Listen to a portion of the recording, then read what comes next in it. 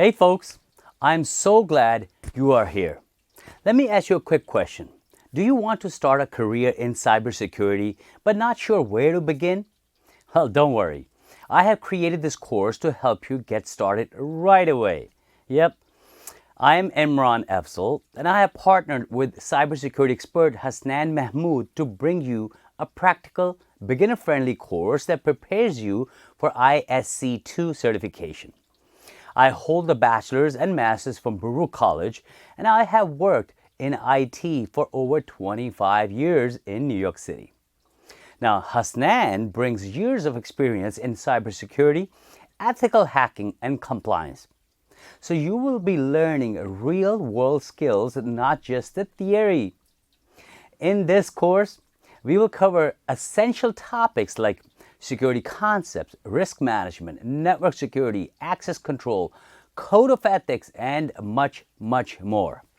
You will also get quizzes, downloadable resources, and hands-on exercises to help you truly understand and apply what you learn.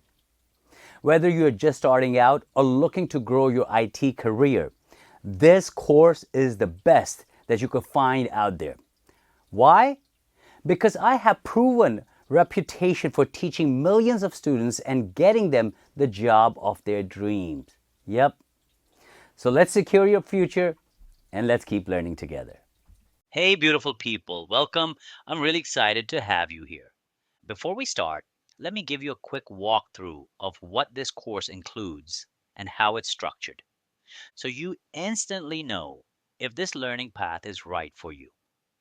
This course is fully aligned with the official ISC2 Certified in Cybersecurity CC exam blueprint, which means every topic, every example, and every activity you learn here directly supports your certification success.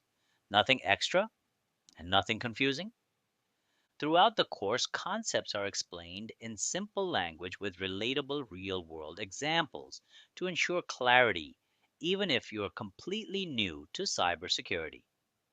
The content progresses in a step by step format, starting with the basics of cybersecurity, then moving into key areas such as security foundations, governance and ethics, risk management, security controls, incident response, networking fundamentals, and modern cyber threats.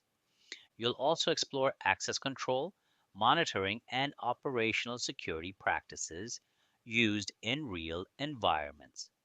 Quizzes are included along the way to help reinforce learning and boost confidence for the final exam. By the time you complete this journey, you'll have a solid understanding of cybersecurity fundamentals and feel well prepared to sit for the ISC2CC certification. This course is designed to truly build your confidence and give you the skills needed to succeed in the real world and in the exam. So, let's dive in and take your first step toward becoming officially certified in cybersecurity. Why cybersecurity matters today. Cybersecurity is a practice of protecting computer systems, networks, devices, and data from cyber attacks. These attacks are growing more advanced, using tactics like social engineering and artificial intelligence to bypass security defenses. So why cybersecurity is important? Cybersecurity protects individuals and organizations from data breaches, identity theft, and financial loss. It safeguards sensitive information like personal data, financial records, trade secrets, and government intelligence. Hackers target everything from personal accounts to critical infrastructure, like hospitals, banks, and power grids. Without proper security, cyber threats can disrupt essential services, harm reputations, and weaken trust in institutions for individuals. Cybersecurity can lead to identity theft, extortion, and loss of sensitive health or financial data. Businesses and governments store vast amounts of cloud financial information, and a breach can have serious consequences, including financial losses and damaged consumer trust.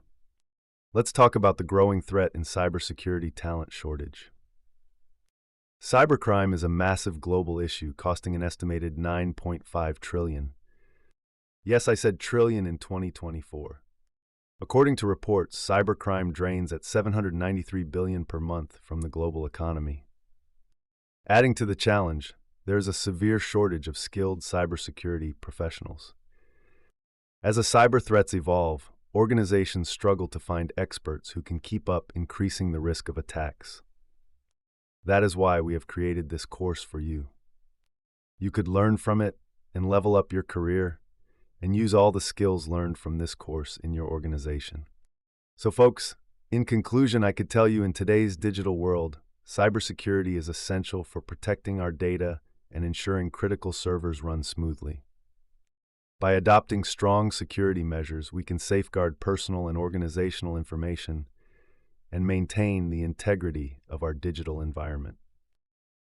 Hey folks, are you eager to break into cybersecurity field? The Certified in Cybersecurity, in short CC certification from ISC2, a globally respected organization, is the perfect starter point for beginners. Now, why choose the certification? The CC certification is designed for those new to cybersecurity, making it ideal for anyone passionate about learning the fundamentals. Whether you have an IT background or not, this certification will equip you with essential knowledge to kickstart your cybersecurity career, and that is why we bring you this course to become certified. Let's talk about the benefits of this certification. Of course, we'll help you build a strong cybersecurity knowledge, learn about threats, vulnerability, and how to defend against them. Then enhance your credibility. Employers recognize this certification as proof of your commitment and foundational skill. The next one is career opportunities. Of course, this opens doors to entry-level cybersecurity roles and stand out to recruiters. Then pathway to advanced certification. It prepares you for higher-level ISC2 certifications like CISSP. Now in your certification, what you should expect, the exam duration is for 2 hours. You'll get 100 questions. All of them will be multiple choice question. The passing score will be 700 out of 1,000 or 70 out of 100.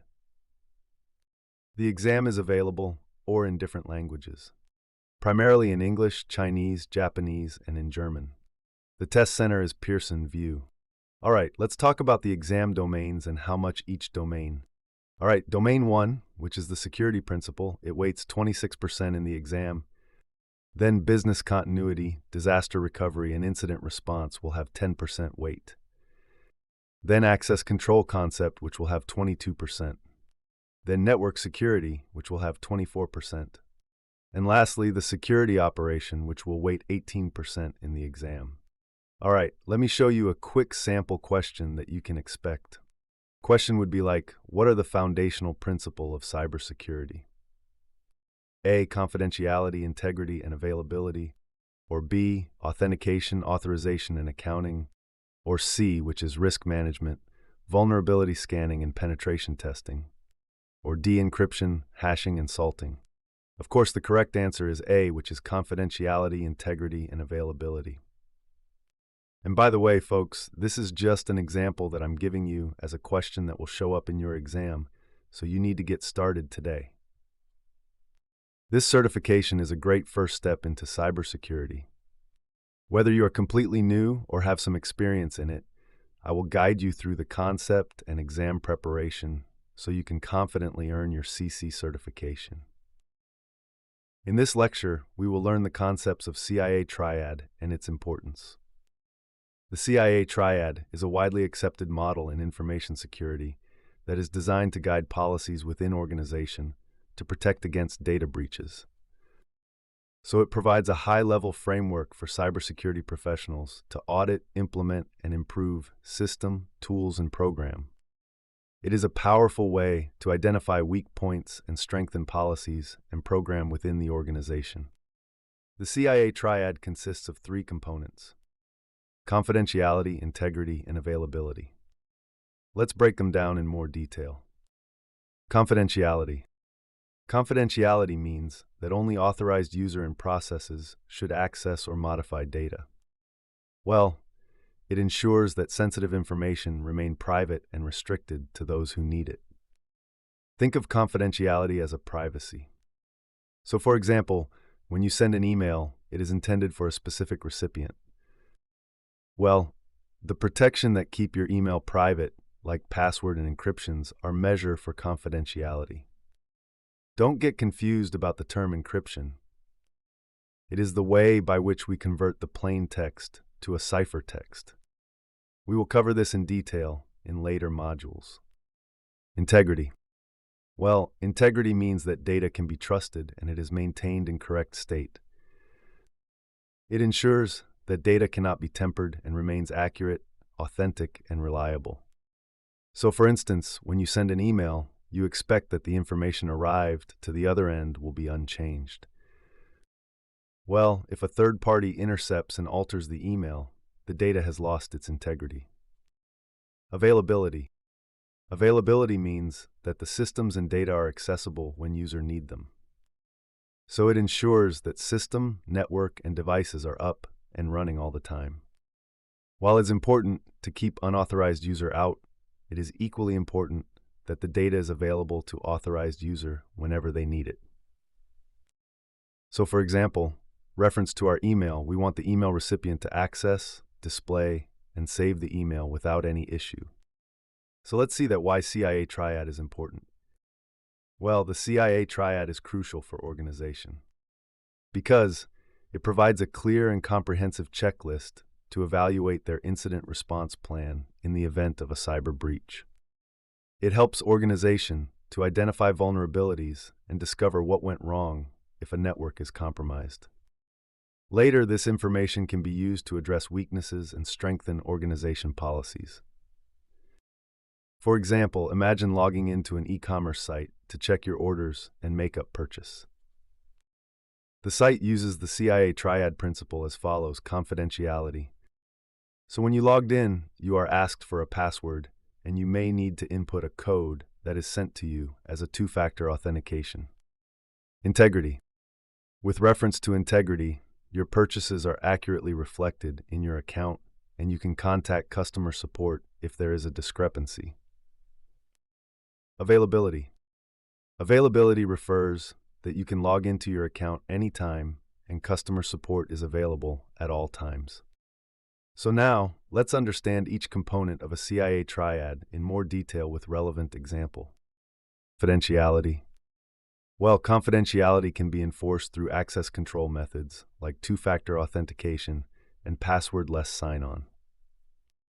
So it's not only about letting authorized user in, but it also keeps certain files inaccessible to unauthorized user. Encryptions help secure information from both accidental disclosure and malicious attack. Well, we will cover all these authentication methods in later modules. So for example, an online banking system uses two-factor authentication to ensure that only the account owner can access their account. For instance, a messaging app like WhatsApp uses end-to-end encryption to ensure that only the sender and receiver can read the message. Integrity. Integrity can be maintained with access control and encryption. But there are other ways to protect data from attacks, such as read-only files, hashing, and data checksums. Sometimes integrity might be protected physically from external sources. Well, don't bother, hashing's our encryption algorithm. We will cover all these terms in details in coming modules. So for example, a company might use read-only files for important document to prevent unauthorized changes. Hashing algorithms can ensure data integrity by creating a unique digital fingerprint of data, which can be checked to ensure the data has not been altered. Also, data checksums are used in software downloads to verify that the downloaded files are exactly the same as the original. Availability. For availability, it's about ensuring that systems are up and running so business can continue running even during an attack. So creating a DDoS response plan and having a redundancy in your system ensures availability. Well, load balancing and fault tolerance also keep systems from failing. Well, don't bother about the term DDoS. It stands for Distributed Denial of Service Attack. It is one of the network attack types. Interestingly, we will cover this along with all the other network attacks in this course. So, for example, a company might use multiple data centers in different locations to ensure that if one goes down, the other can take over. Also, load balancing distributes incoming network traffic across multiple servers to ensure that no single server become overhead, which helps keep systems from failing. Fault tolerance involves designing systems so that they can continue operating even if a component fails. Well, understanding the CIA triad is crucial for anyone that is involved in information security. So by focusing on confidentiality, integrity, and availability, we can create a robust security policies and program that protect our data and system from breaches and other threats. Well, I hope you have understood the concepts, and I will see you in the next lecture. In this lecture, we will learn various modes of authentication, including single-factor and multi-factor authentication, and the different type within these modes, from something you know to, something you have, and something you are. So let's get started. We will start by understanding what is authentication. Authentication verifies a user identity to ensure they have a permission to use a particular network or application. It is accomplished when a user provides a set of credentials that match those that are saved in the system, which verifies their identity and enables access for them. Well, think of it like showing your ID at the club entrance, where you need it to prove that you are authorized to enter. Authentication is fundamental to maintaining data privacy, protecting sensitive resources, and preventing unauthorized access to system and data. So there is no organization, system, network, website, or server in today's modern world that does not require some form of authentication. Well, if they are putting themselves at risk of attack, and that could result in the misappropriation of their resources and sensitive data at very least. Consider, a single blender may expose your organization data to cyber criminals, as they are always prepared with a variety of cyber weaponry, such as spoofing attacks and data breaches. Well, imagine if our authentication system isn't up to the par, the attacker can quickly get access and steal information. A few of the most recent major attacks will lead you to the conclusion that whether you are a little business or a large corporation, authentication using the finest security technique is a must to stay stable in the technological environment. Well, don't bother about the term spoofing attack. It is a kind of attack by which someone pretends to be a trusted entity to deceive others. We will cover this in detail in our next modules. Now we will see what are some common methods of authentication. So, in an age where our digital footprints define much of our personal and professional life, securing our identities has become more vital. We will explore the 3 fundamental authentication methods. These mechanisms form the backbone of most security protocols and play a vital role in safeguarding sensitive information. So let's explore the first mode. Something you know.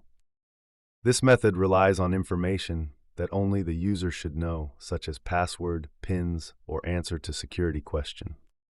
While widely used, these methods can be vulnerable to a network attack, like phishing or brute force. Something you have.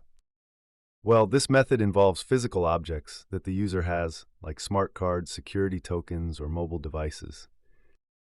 These items generate or store unique codes that must be presented during the authentication process. This adds a layer of security because an attacker would need to physically obtain the item. Something you are. This method uses biometric characteristics that are unique to the user, such as fingerprint, facial recognition, or iris scanning. Biometric authentication is highly secure because these traits are difficult to replicate or steal. Each of these modes has its strengths and weaknesses. So often a combination of these methods, known as multi-factor authentication, is used to enhance security. By understanding and implementing these modes of authentication, organizations can better protect their system and data from unauthorized access. Let's explore the types of authentication. Authentication methods have evolved to meet the increasing need for secure access control and data protection. Various types of authentication are used based on the level of security we require. Here are some of the most common types of authentication methods that are used: password-based authentication, multi-factor authentication, and biometric authentication. Now let's dive into detail of each of these authentication methods. Password-based authentication. Password-based authentication is a method that requires the user to enter their credentials, like username and password, in order to confirm their identity. So once the credentials are entered, they are compared against the stored credentials in the system database. And the user is only granted access if the credentials match. It falls into the something you know category, where users prove their identity based on knowledge, that is, in this case, is the password. This approach is convenient and widely used, as this method is straightforward and user-friendly, which makes it a prevalent choice for securing user interaction with various systems and online services. Well, security of all resources in the organization lies in the complexity and secrecy of the password. Let's say if an attacker gets hold of a user password, he can impersonate the user and can gain access to sensitive resources to which the user is entitled. In a perfect world, a user should always pick a strong and unique username and password. However, that is not the case, and most times people pick something simple so they can remember it easily. So, it's always recommended that there should be a certain minimum requirement for the user to consider. The NIST, National Institute of Standards and Technology, has set guidelines for password security in its special publication 863B. Here are some key points of this. Passwords should be at least 8 characters long, with a preference for longer passwords up to 64 characters. While traditional complexity requirements like including uppercase, letters, numbers, and symbols are not strictly enforced, using a mix of characters is still recommended. Passwords should not be common or easily guessable. Organizations should maintain a list of prohibited passwords to prevent users from choosing weak ones.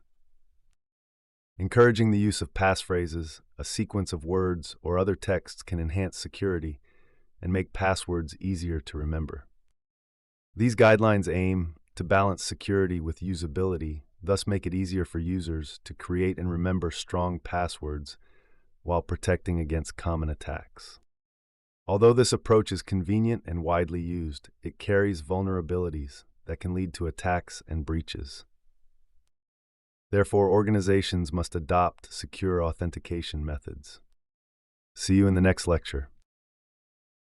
In this lecture, we will learn some common authentication methods like multi-factor and biometric authentication.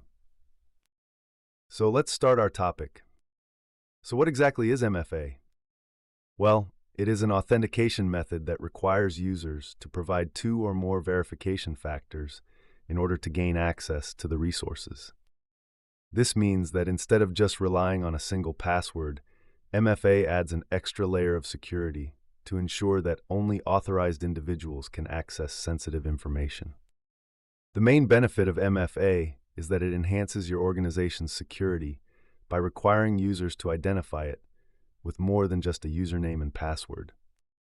Because using only the username and passwords are very vulnerable to brute force attacks and can be stolen by third parties. So enforcing the use of a MFA factor, like a thumbprint or a physical hardware key, will keep your organization free from cybercriminals. Don't bother. Brute force attack is a kind of a network attack that we use to crack passwords. We will cover this in detail in later modules of this course. Now we will look at the different types of factors used in MFA, including knowledge factors like passwords, possession factors like security tokens, and inherence factors like biometrics. So multi-factor authentication used a combination of these elements to authenticate. In terms of knowledge, it is like an answer to a personal security question, a password, or a one-time password. Well, the OTP can be both knowledge and possession. Because you know the OTP, and you have to have something in your possession to get it, like your phone. For your knowledge, an OTP stands for one-time password, and it is a secure code generated for a single login session. In terms of possession, it is like an OTP generated by smartphone apps. Or an OTP sent via text or email. Also access badges, USB devices, smart cards, fobs, or security keys, and the software tokens and certificates. Finally, in the term of inherence, it is like a fingerprint, facial recognition, iris scanning, or other biometrics, and also the behavioral analysis. Let's consider some real-world scenarios where multi-factor authentication is used to enhance security. For example, consider a scenario of an online banking. Let's say you want to transfer money from your bank account using an online banking app. In this case, after you have entered the username and password, the bank sends one-time password to your registered mobile phone. So you must have entered this OTP to complete the transaction. In some cases, banks also use biometric authentication like fingerprint or facial recognition for an additional layer of security. And this is how MFA works and secure your online transaction. Also, in case of corporate access, consider an employee need to access the company's internal network remotely. Well, the employees, when logged in, they must use a hardware token or a smart card to generate a unique code which they will enter to gain access. In this case, the MFA ensures that even if the password is compromised, the network remains secure. Consider these scenarios and many more. It illustrates that how MFA adds an extra layer of security by requiring multiple forms of verification and make it harder for authorized users to gain access to sensitive information. Let's understand another very reliable authentication method called biometric authentication. Well, the term bio refers to human and metric refers to measurement. It signifies any matrix related to human feature that distinguish one individual from another. Here, biometric authentication refers to a cybersecurity process that verifies a user identity using their unique biological traits, such as fingerprint, voices, retinas, and facial features. Biometric authentication systems store this information to verify a user identity when the user accesses their account. Well, it falls in the category of something you are. Biometric authentication involves comparing two sets of data. The first set is preset by the owner of the device, for example, a fingerprint that is stored during device setup. The second set belongs to a visitor or user who are attempting to gain access. So if the two data sets are nearly identical, though it is not necessary that they should be exactly identical, the device recognizes that the visitor and owner are the same person and grant access. Now let's dive into detail that how biometric authentication works with a very common example. That is, to unlock your smartphone with fingerprint recognition. Well, this is something many of us use every day, so it is very relatable. First thing is registering your fingerprint. So when you get your smartphone, you need to set up your fingerprint. Well, this is called an enrollment. Like you place your finger on the fingerprint sensor multiple times, and the device captures different angles and detail of your fingerprint. Well, smartphone then creates a digital template of your fingerprint and store it securely on the device. This means your fingerprint data stays safe and sound. Now, when you want to unlock your phone, you simply place your finger on the sensor. The sensor scans your fingers and creates a new digital template based on the current scan. So the smartphone compares this new template with the one it stored during enrollment. So, if the templates match closely enough, the device recognizes you as the authorized user and unlocks the phone. All right, let's dive into some very popular biometric authentication methods that are used to keep our information secure. Fingerprint recognition. Well, fingerprint-based authentication involves looking at the surface of your finger for special features in the line pattern. These features include splices and endpoints that form the unique pattern. Imagine your fingerprint as a very detailed map that only you have. These details are stored as an image that make it very hard for anyone else to replicate your fingerprint, and that is pretty cool. Facial recognition.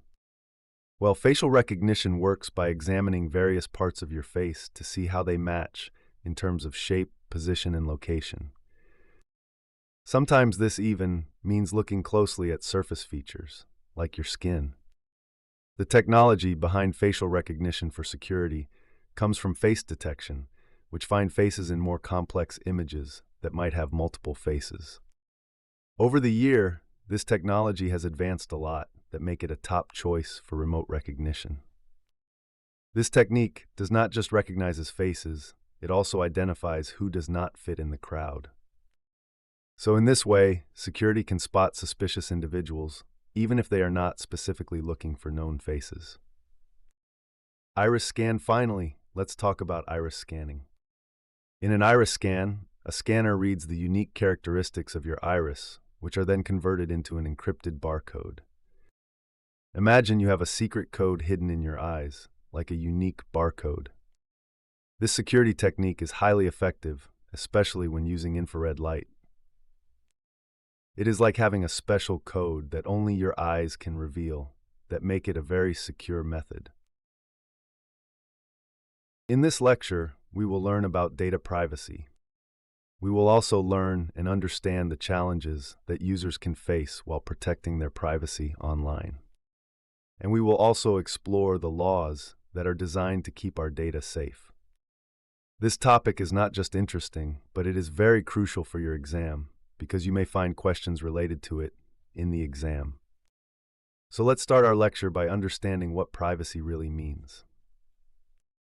When we talk about privacy in cybersecurity, we are referring to rights to control how your information is viewed and used. It is all about keeping your personal data safe from unauthorized access. So, privacy ensures that your data remains confidential and you stay in control over who can see it and use it. It is all about protecting your personal information and making sure it is handled correctly. Have you ever heard of PII? Well, it is a term you will come across a lot when discussing privacy. PII stands for Personally Identifiable Information. So, any data that can be traced back to you is called personally identifiable information. Think about your phone number, mailing address, or social security number.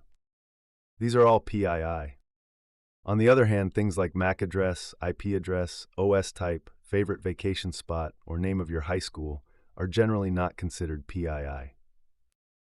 Well, don't worry about the technical terms like MAC and IP addresses. We will learn about those in our networking fundamentals lessons. Now, let's talk about some challenges of protecting privacy online. With so many online services, you might not realize how your data is shared beyond the website you visit. Your online behavior is tracked regularly. For example, cookies track a record of all your online activities. Well, for your knowledge, cookies are the small text files that websites store on your device when you visit them. They keep track of your activities and remember your preferences for an improved user experience. So many websites may alert you about cookie usage, but you may not be fully aware of how much data they track and use. Also, it is easier than ever to find someone online through social media, which can reveal more personal information than you might think. Plus, social media platforms collect more data than users realize, and they use it for marketing purposes. In information technology, there is a delicate balance between individual privacy rights and organizational needs. Some believe that individuals should control what information is collected about them and how it is used. Others think that any activity in public view, like most internet activities or tasks done on company equipment, can be monitored without the individual's knowledge or permission. And the data gathered can be used for any purposes the organization wants. So, protecting individuals from unwanted observation, direct marketing, and disclosure of private details is a worthwhile effort. There are many legislative and regulatory laws or issues related to privacy. Let's learn about the most significant law across the globe. General Data Protection Regulation, in short, GDPR. Well, the General Data Protection Regulation of the European Union is a significant law with global implications. It affects all organizations, foreign or domestic, doing business in the European Union or with any person in it. Its member nations also enforce GDPR, and sometimes they add stricter requirements. GDPR is the world's toughest privacy and security law, which greatly impacts data privacy within the European Union and the European Economic Area. Any organization processing or collecting European Union citizen data must comply with GDPR. So the primary goal of GDPR is to protect individual rights and harmonize privacy laws across Europe. Some of the key principles of GDPR include lawful, transparent, and fair data processing. The data should be collected for a specific, legitimate purpose, and only necessary data should be collected.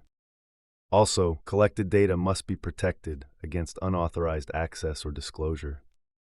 U.S. privacy regulations.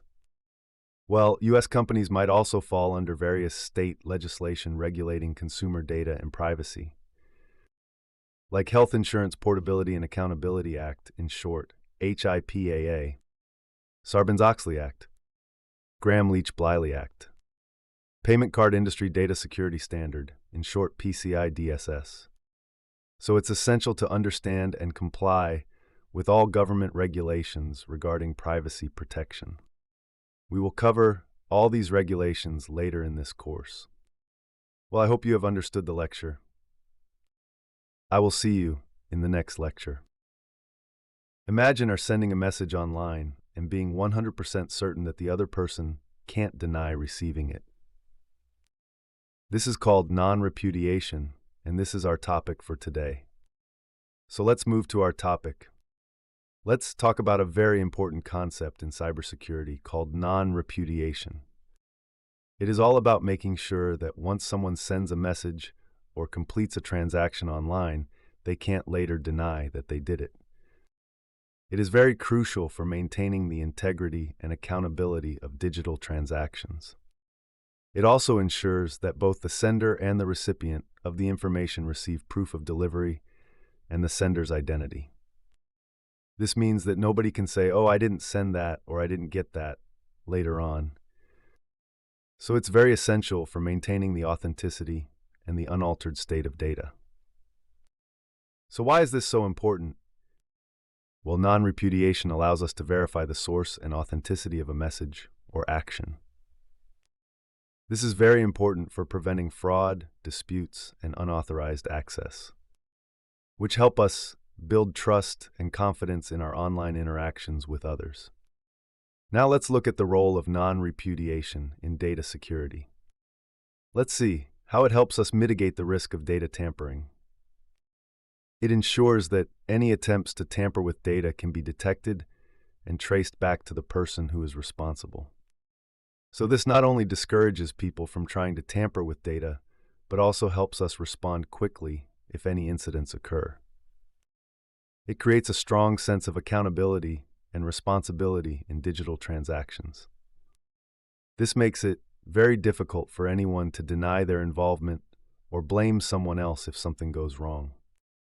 It also helps prevent unauthorized access by providing clear evidence of who is involved in each transaction. This strong evidence helps keep unauthorized users out and protects the integrity of our system. This image shows how digital signatures and encryption work together to achieve non-repudiation. Let's consider an example with Alice and Bob. But before that, let's get a simple idea about public and private key encryption, because we will use these terms in our example. So a public key is openly shared, and it is used to encrypt data that is sent to you, while the private key is kept secret, and it is used to decrypt data encrypted with your public key. We will learn about encryption in later modules in detail. So Alice uses her private key to create a very unique digital signature of a message. Bob, the recipient, uses Alice's public key to verify the authenticity of the signature. So if it matches, Bob can be 100% sure that the message was indeed from Alice and it has not been tampered with. The message is encrypted so that only Bob can decrypt it using his private key, which ensures that the message remains confidential between Alice and Bob. This process guarantees that Alice cannot deny sending the message, because her digital signature proves that she was the sender and the message is secure and can only be read by Bob. Well, the term digital signature that we used in our example for your reference is a cryptographic method that is used to validate the authenticity and integrity of a digital message, document, or software. It's like a digital equivalent of a handwritten signature or a stamped seal, but it offers far more security. So we have covered the concepts of non-repudiation and how it plays a crucial role in ensuring the security and trustworthiness of a digital transaction. I will see you in the next lecture. In this lecture, we will learn what is risk management. Before we learn about the risk management process in detail, let's just understand what is risk in general terms. Risk is basically a possibility that something could happen to damage, destroy, or disclose data or other resources. Therefore, managing risk is an essential element to sustain a secure environment. So what is a risk management process? Well, in the risk management process, first we identify the factors or processes that could harm or expose our data. So this could be anything from cyber attacks to physical threats. We evaluate these factors by considering how valuable the data is and how much it would cost to protect it. Well, this step helps us to prioritize what is most important. Next, we implement the cost-effective solution to either reduce or completely mitigate these risks. Think of it like setting up a good defense in a game, where you want to ensure you are covering all the bases without spending more than necessary. So this whole process is crucial because it helps us develop and implement information security strategies. Well, these strategies are designed to not only reduce risk, but also support the organization mission. In other words, we can say that by managing risk effectively, we ensure that the organization can continue to operate smoothly and achieve its goal. The other primary goal of risk management is to reduce risk to an acceptable level. Well, this acceptable level actually depends on various factors, such as the organization, the value of its assets, its budget size, and many other considerations. Now, it's very important to understand that it's impossible to design and deploy a totally risk-free environment. However, the significant risk reduction is possible, and sometimes with a relatively very little effort. Well, many people think of things that risk to an IT infrastructure are all computer-based. But in reality, many risks come from non-computer sources. So it's very important to consider all possible risks when performing a risk evaluation for an organization. When we talk about an IT security, we often refer to it as logical or technical security. Well, these types of security provide protection only against logical or technical threats. Therefore, to protect IT systems against physical attack, physical protection must be implemented. The key concepts in the risk management process are risk identification, risk analysis or assessment, risk mitigation, and finally monitoring, reviewing, and reporting. Let's consider an example of risk management process in the context of data security to better understand the process. Imagine a small e-commerce company that processes customer order and stores sensitive information, such as credit card details, addresses, and purchase history. They might follow these steps to manage risk related to data security. In the context of risk identification, first, the company identifies potential risk, including unauthorized access to customer data, data breaches, and accidental data loss.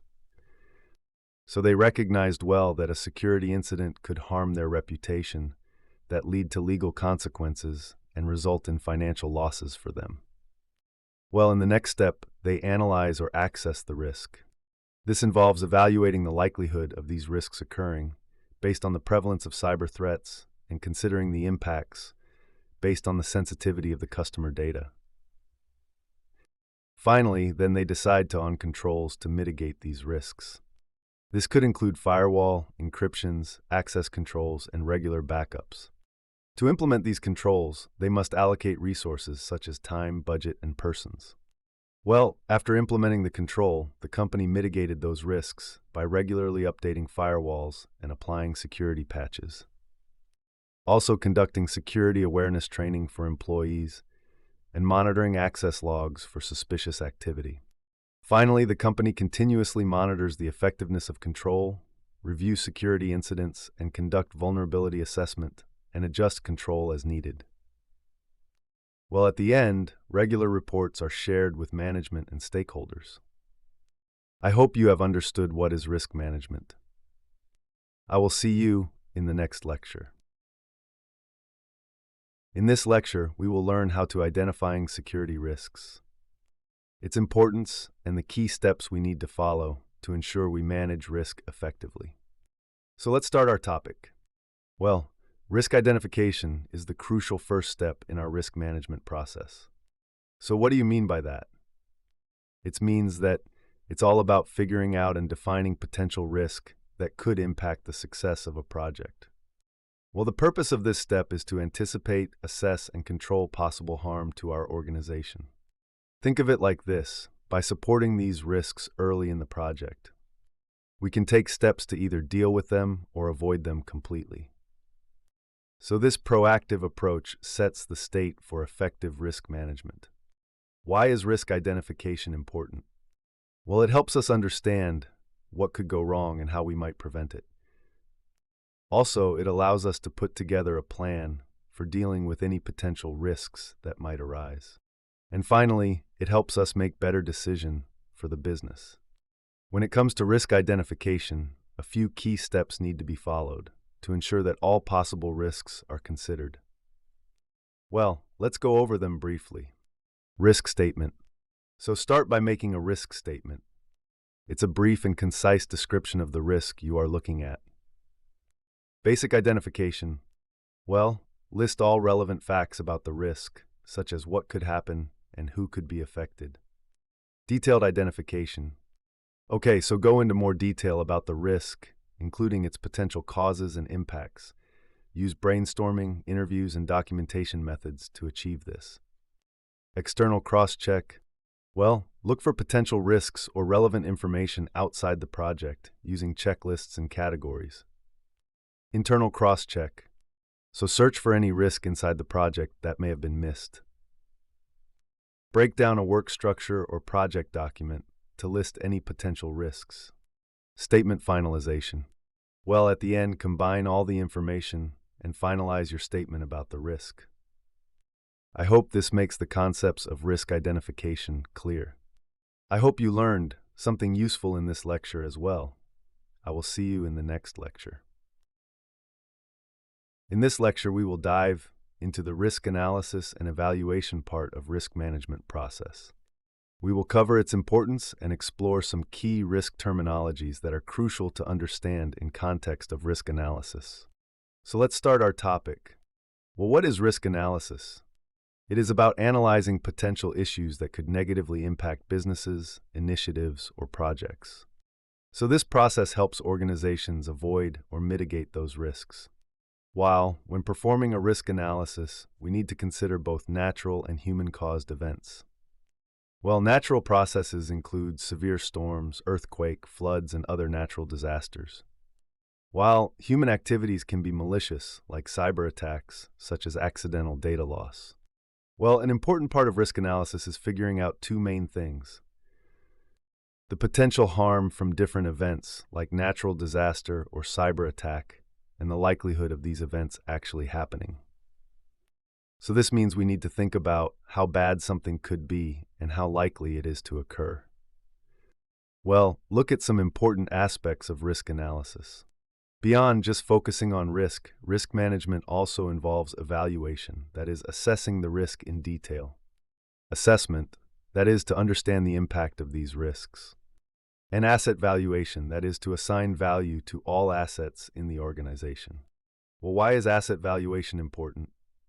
Because without knowing the value of our asset, we can't properly prioritize and compare risk with potential losses. This makes it hard to decide where to focus our protective efforts. Next, we will dive into some key risk terminologies in the context of cybersecurity. Asset. An asset is anything within an environment that should be protected. Well, anything that is used in a business process or task is considered as an asset. For example, an asset can be a computer file, a network service, a system resource, a process, a program, a product, an IT infrastructure, a database, a hardware device, furniture, software, facilities, and so on. If an organization places any value on an item under its control and consider that item is important enough to protect, it is labeled as an asset for the purpose of risk management and analysis.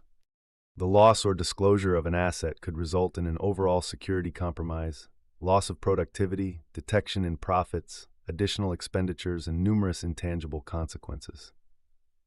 We will include the term asset valuation, that is, dollar value assigned to an asset based on actual cost and non-planetary expenses. Well, what are threats? In cybersecurity, a threat is defined as a malicious act that is intended to steal or damage data or disrupt the digital well-being and stability of an enterprise. Cyber threats include a wide range of attacks such as data breaches, computer viruses, denial of services attack, and many other attack vectors. So threats can be large or small and result in same consequences. They can be intentional or accidental and can come from various sources, including people, organization, hardware, networks, infrastructure, or nature. Threat agent intentionally exploit vulnerabilities. These agents are usually people, but they can also be programmed hardware or system. Vulnerability. A vulnerability is a weakness in a computer system. The cybercriminal can exploit to gain unauthorized access. In other words, a vulnerability is a flaw, loophole, oversight, or error in the IT infrastructure. If a vulnerability is exploited, it can lead to loss or damage of assets, which could mean anything from data breaches to system failures. So by identifying and addressing these vulnerabilities, we can protect our system from being exploited. Exposure. Exposure means being at a risk of asset loss due to a threat. Well, it suggests that a vulnerability exists and there is a chance that it could be exploited by a threat agent or event. Experienced exposure. This refers to the actual occurrence of a threat that has been realized. Exposure doesn't mean that a threat is currently happening. It just indicates that if there is a vulnerability and a threat is capable of exploring it, then a threat event or potential exposure could happen. Risk. In simple terms, risk is the likelihood that the threat will exploit a vulnerability to harm an asset. The more likely a threat event is, the higher the risk is. So every instance of exposure is essentially a risk. When written as a formula, risk can be defined as follows. Risk is equal to threat time vulnerability. Thus, reducing either the threat agent or the vulnerability directly will result in a risk reduction. Let's say when a risk is realized, that means a threat has taken advantage of a vulnerability and caused harm to disclose one or more asset. So the whole purpose of security is to prevent these risks from becoming reality. And we do this by removing vulnerabilities, blocking threat agents, and threat events. Safeguard. A safeguard or countermeasure is anything that removes or reduces a vulnerability or protect against one or more specific threats. Well, example of safeguards includes installing a software patch, making a configuration change, installing lights, and so on. So a safeguard can be any action that reduces risk by eliminating a threat or vulnerability within an organization. Remember, safeguards are the primary measures by which we mitigate or remove risk. A safeguard, security control, or countermeasure doesn't always involve purchasing a new product. It can also involve reconfiguring existing elements or even removing elements from the infrastructure. An attack is the exploitation of a vulnerability by a threat agent. In simpler terms, it's any intentional attempt to exploit a vulnerability in an organization's security infrastructure to cause damage, loss, or disclosure of asset. An attack can also be seen as any violation or failures to adhere to an organization's security policy. Attacks specifically target vulnerabilities in the security infrastructure. Breach. Well, breach is defined as any incident that results in an unauthorized access to computer data, application, network, or devices. When a breach is combined with an attack, it can lead to penetration or intrusion. So this means that the threat agents have managed to bypass security controls and gain access. Well, I hope you have understand the lecture, and I will see you in the next lecture. In this lecture, we will learn and understand the risk assessment of risk management process. We will dive into risk assessment, its processes, methodologies, and understand why they are so important. So let's start our topic. Risk assessment. Well, this phase is crucial and mainly an exercise for upper management. It's their responsibility to initiate and support risk assessment by defining its scope and purpose. Although the actual task of performing risk analysis is often delegated to security professionals or an evaluation team, it's essential that all assessments, results, decisions, and outcomes are very well understood and approved by upper management as well to ensure prudent care. Well, all IT systems have inherent risk, and it's impossible to eliminate 100% of them. So upper management must decide which risks are acceptable and which are not. This involves a detailed and very complex assets and risk assessment. Once you have a list of threats, you need to evaluate each one individually and its related risk. Well, there are two main risk assessment methodologies: quantitative and qualitative. Quantitative tools use numerical data to determine the likelihood and impact of risk, while on the other hand, qualitative tools use subjective data to assess risk. Both methodologies can be very useful, and organizations often use a combination of both. So let's understand these methodologies in detail. Quantitative risk assessment. Well, this method focuses on the numbers. The team uses measurable data points to access and quantify risk. You will start by compiling two lists, one of possible risk and another of most important digital assets, such as valuable information and IT infrastructure. So, once you have an asset list, assign a dollar value to each item. Well, this can be very tricky for items like customer data with no set financial value. Then look at your list of risk and determine which assets would be affected by each risk, and calculate the potential loss by multiplying the percentage of loss with the asset's dollar value. Well, quantitative risk assessment are very appealing to boards and business leaders because they answer questions in numerical terms, like how many records will be exposed in a breach, or how will this risk will impact our bottom line. Okay, this allows the board to compare the costs of security controls with the value of the data they protect. However, it doesn't answer all risk-related questions, like the impact on productivity during a cyber attack. That's where a qualitative risk assessment comes in. Qualitative risk assessment. Well, this method is less about numbers and more about the everyday impact if one of the risks occurs. While quantitative assessments are straightforward, and numbers-based quantitative assessments involve talking to different departments and asking how their operation would be impacted by an attack or breach. For example, you might ask how a team's productivity would be affected if they couldn't access the specific platform, application, or data. Well, these interviews help identify mission-critical systems and highlight potential operational disruptions. You might also ask customer-facing team how a breach would affect service delivery, or to those managing vendors about how an attack would interfere with supply lines. Well, qualitative risk assessments are not as precise as quantitative ones, but they provide crucial information beyond financial impacts that recognize that an attack can vary significantly and disrupt business operation. So by understanding how risk might impact productivity, you can have backup plans in place to effectively mitigate those risks. Well, I hope you now have a better understanding of risk assessment process and the related terminologies. I will see you in the next lecture. In this lecture, we will learn about the next step in risk management process, that is, risk response and acceptance. So let's start our topic. Well, risk response or acceptance is another important concept in risk management process.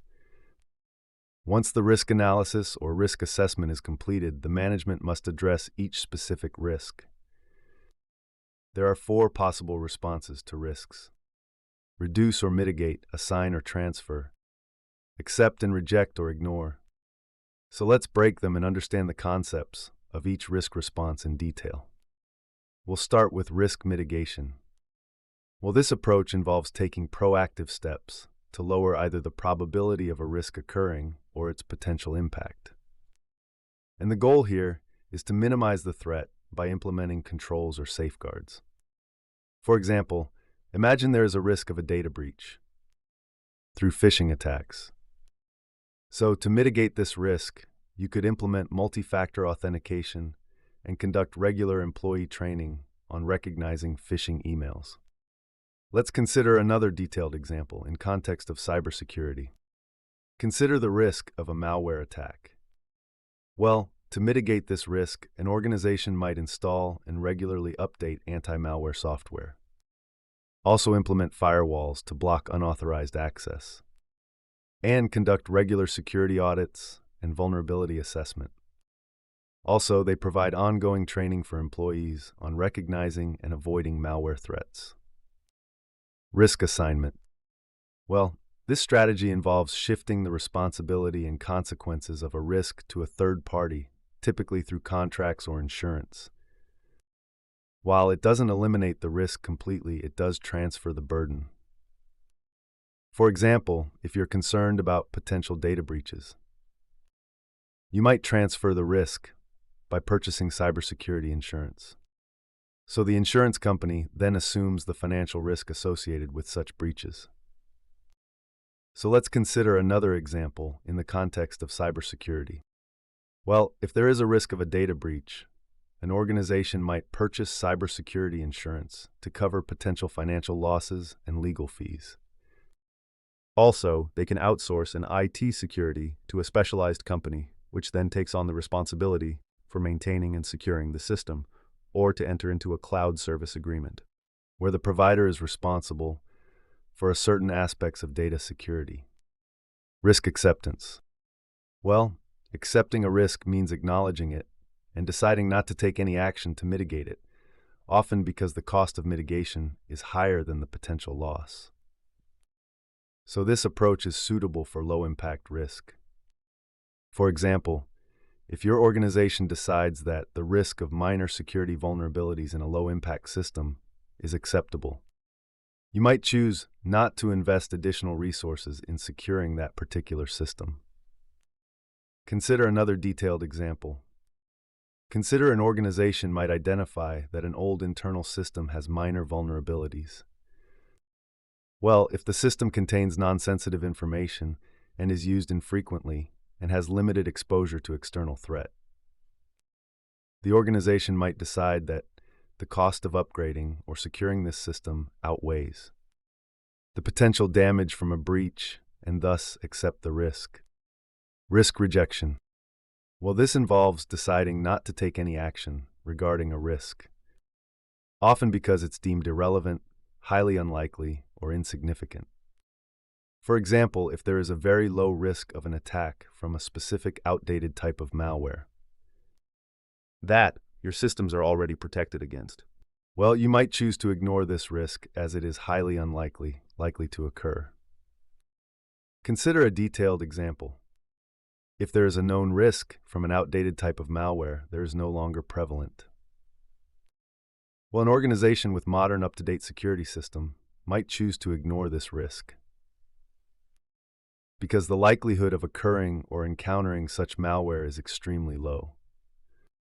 And additionally, if the risk is well within the organization's tolerance level and the potential impact is negligible, ignoring the risk can be a valid approach.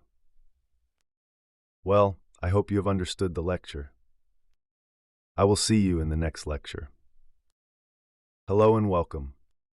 Today, in this lesson, we will learn about risk monitoring. Well, it is the final and ongoing step in risk management process.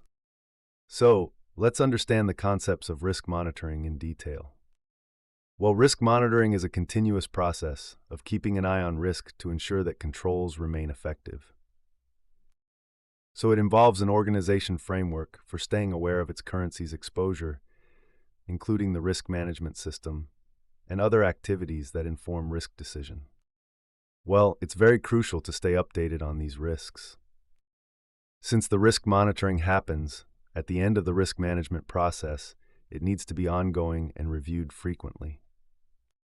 This ensures that appropriate risk responses are implemented in a timely manner. So it's not just a one-time task, but a continuous effort. The risk monitoring process should be overseen by a dedicated risk team.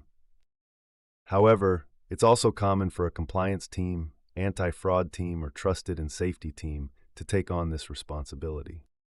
Well, it's important to have the right team in place to manage this effectively.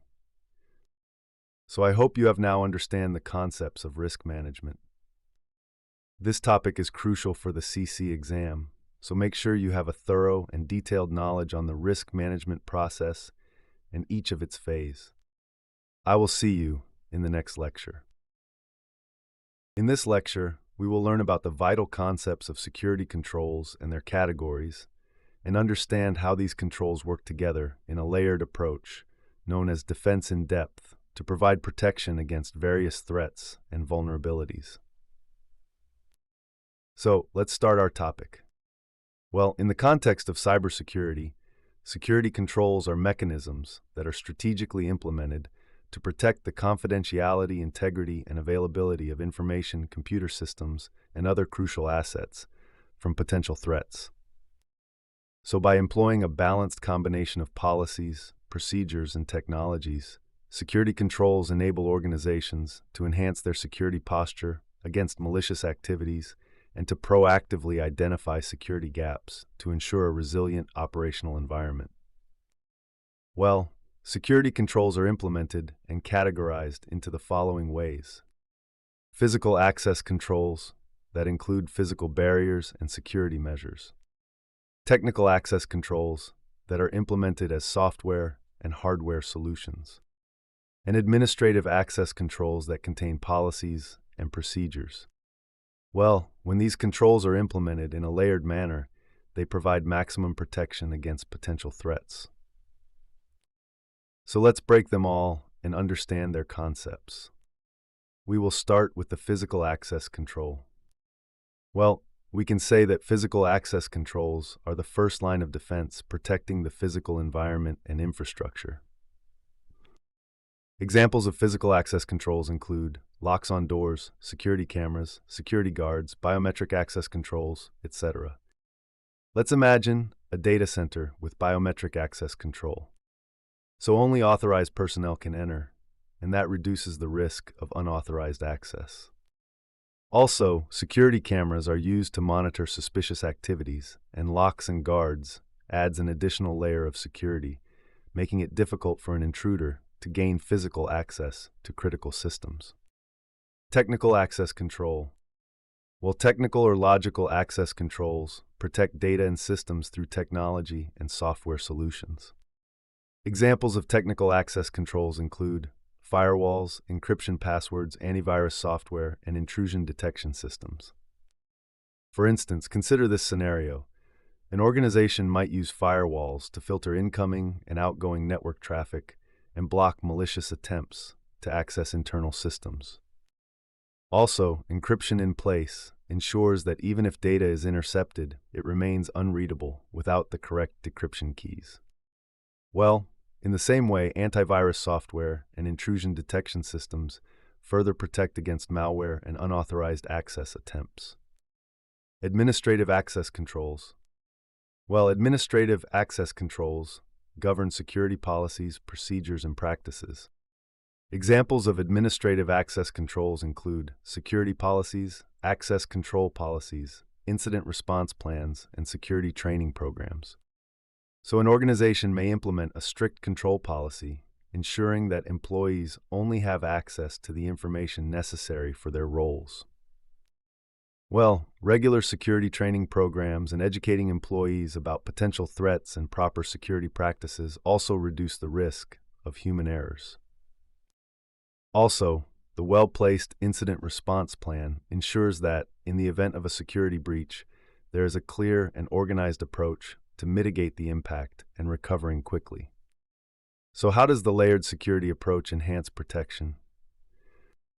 So we can say by implementing these controls in layers, organizations can create multiple barriers that an attacker must overcome and make it significantly more difficult to breach the systems. Let's consider a scenario to illustrate this approach.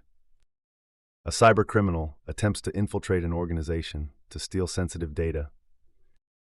Well, the criminal first encounters physical barriers such as locked doors and security guards, making it more challenging to physically access the organization's premises.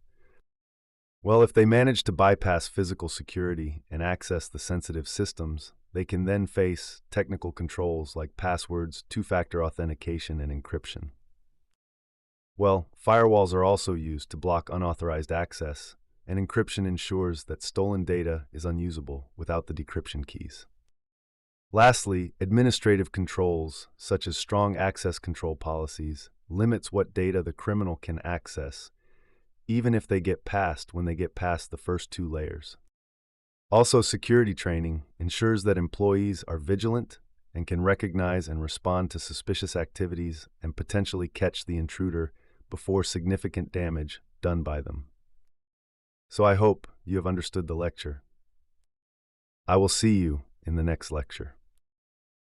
In this lecture, we will learn about the main functions of each security control. So let's start our lecture.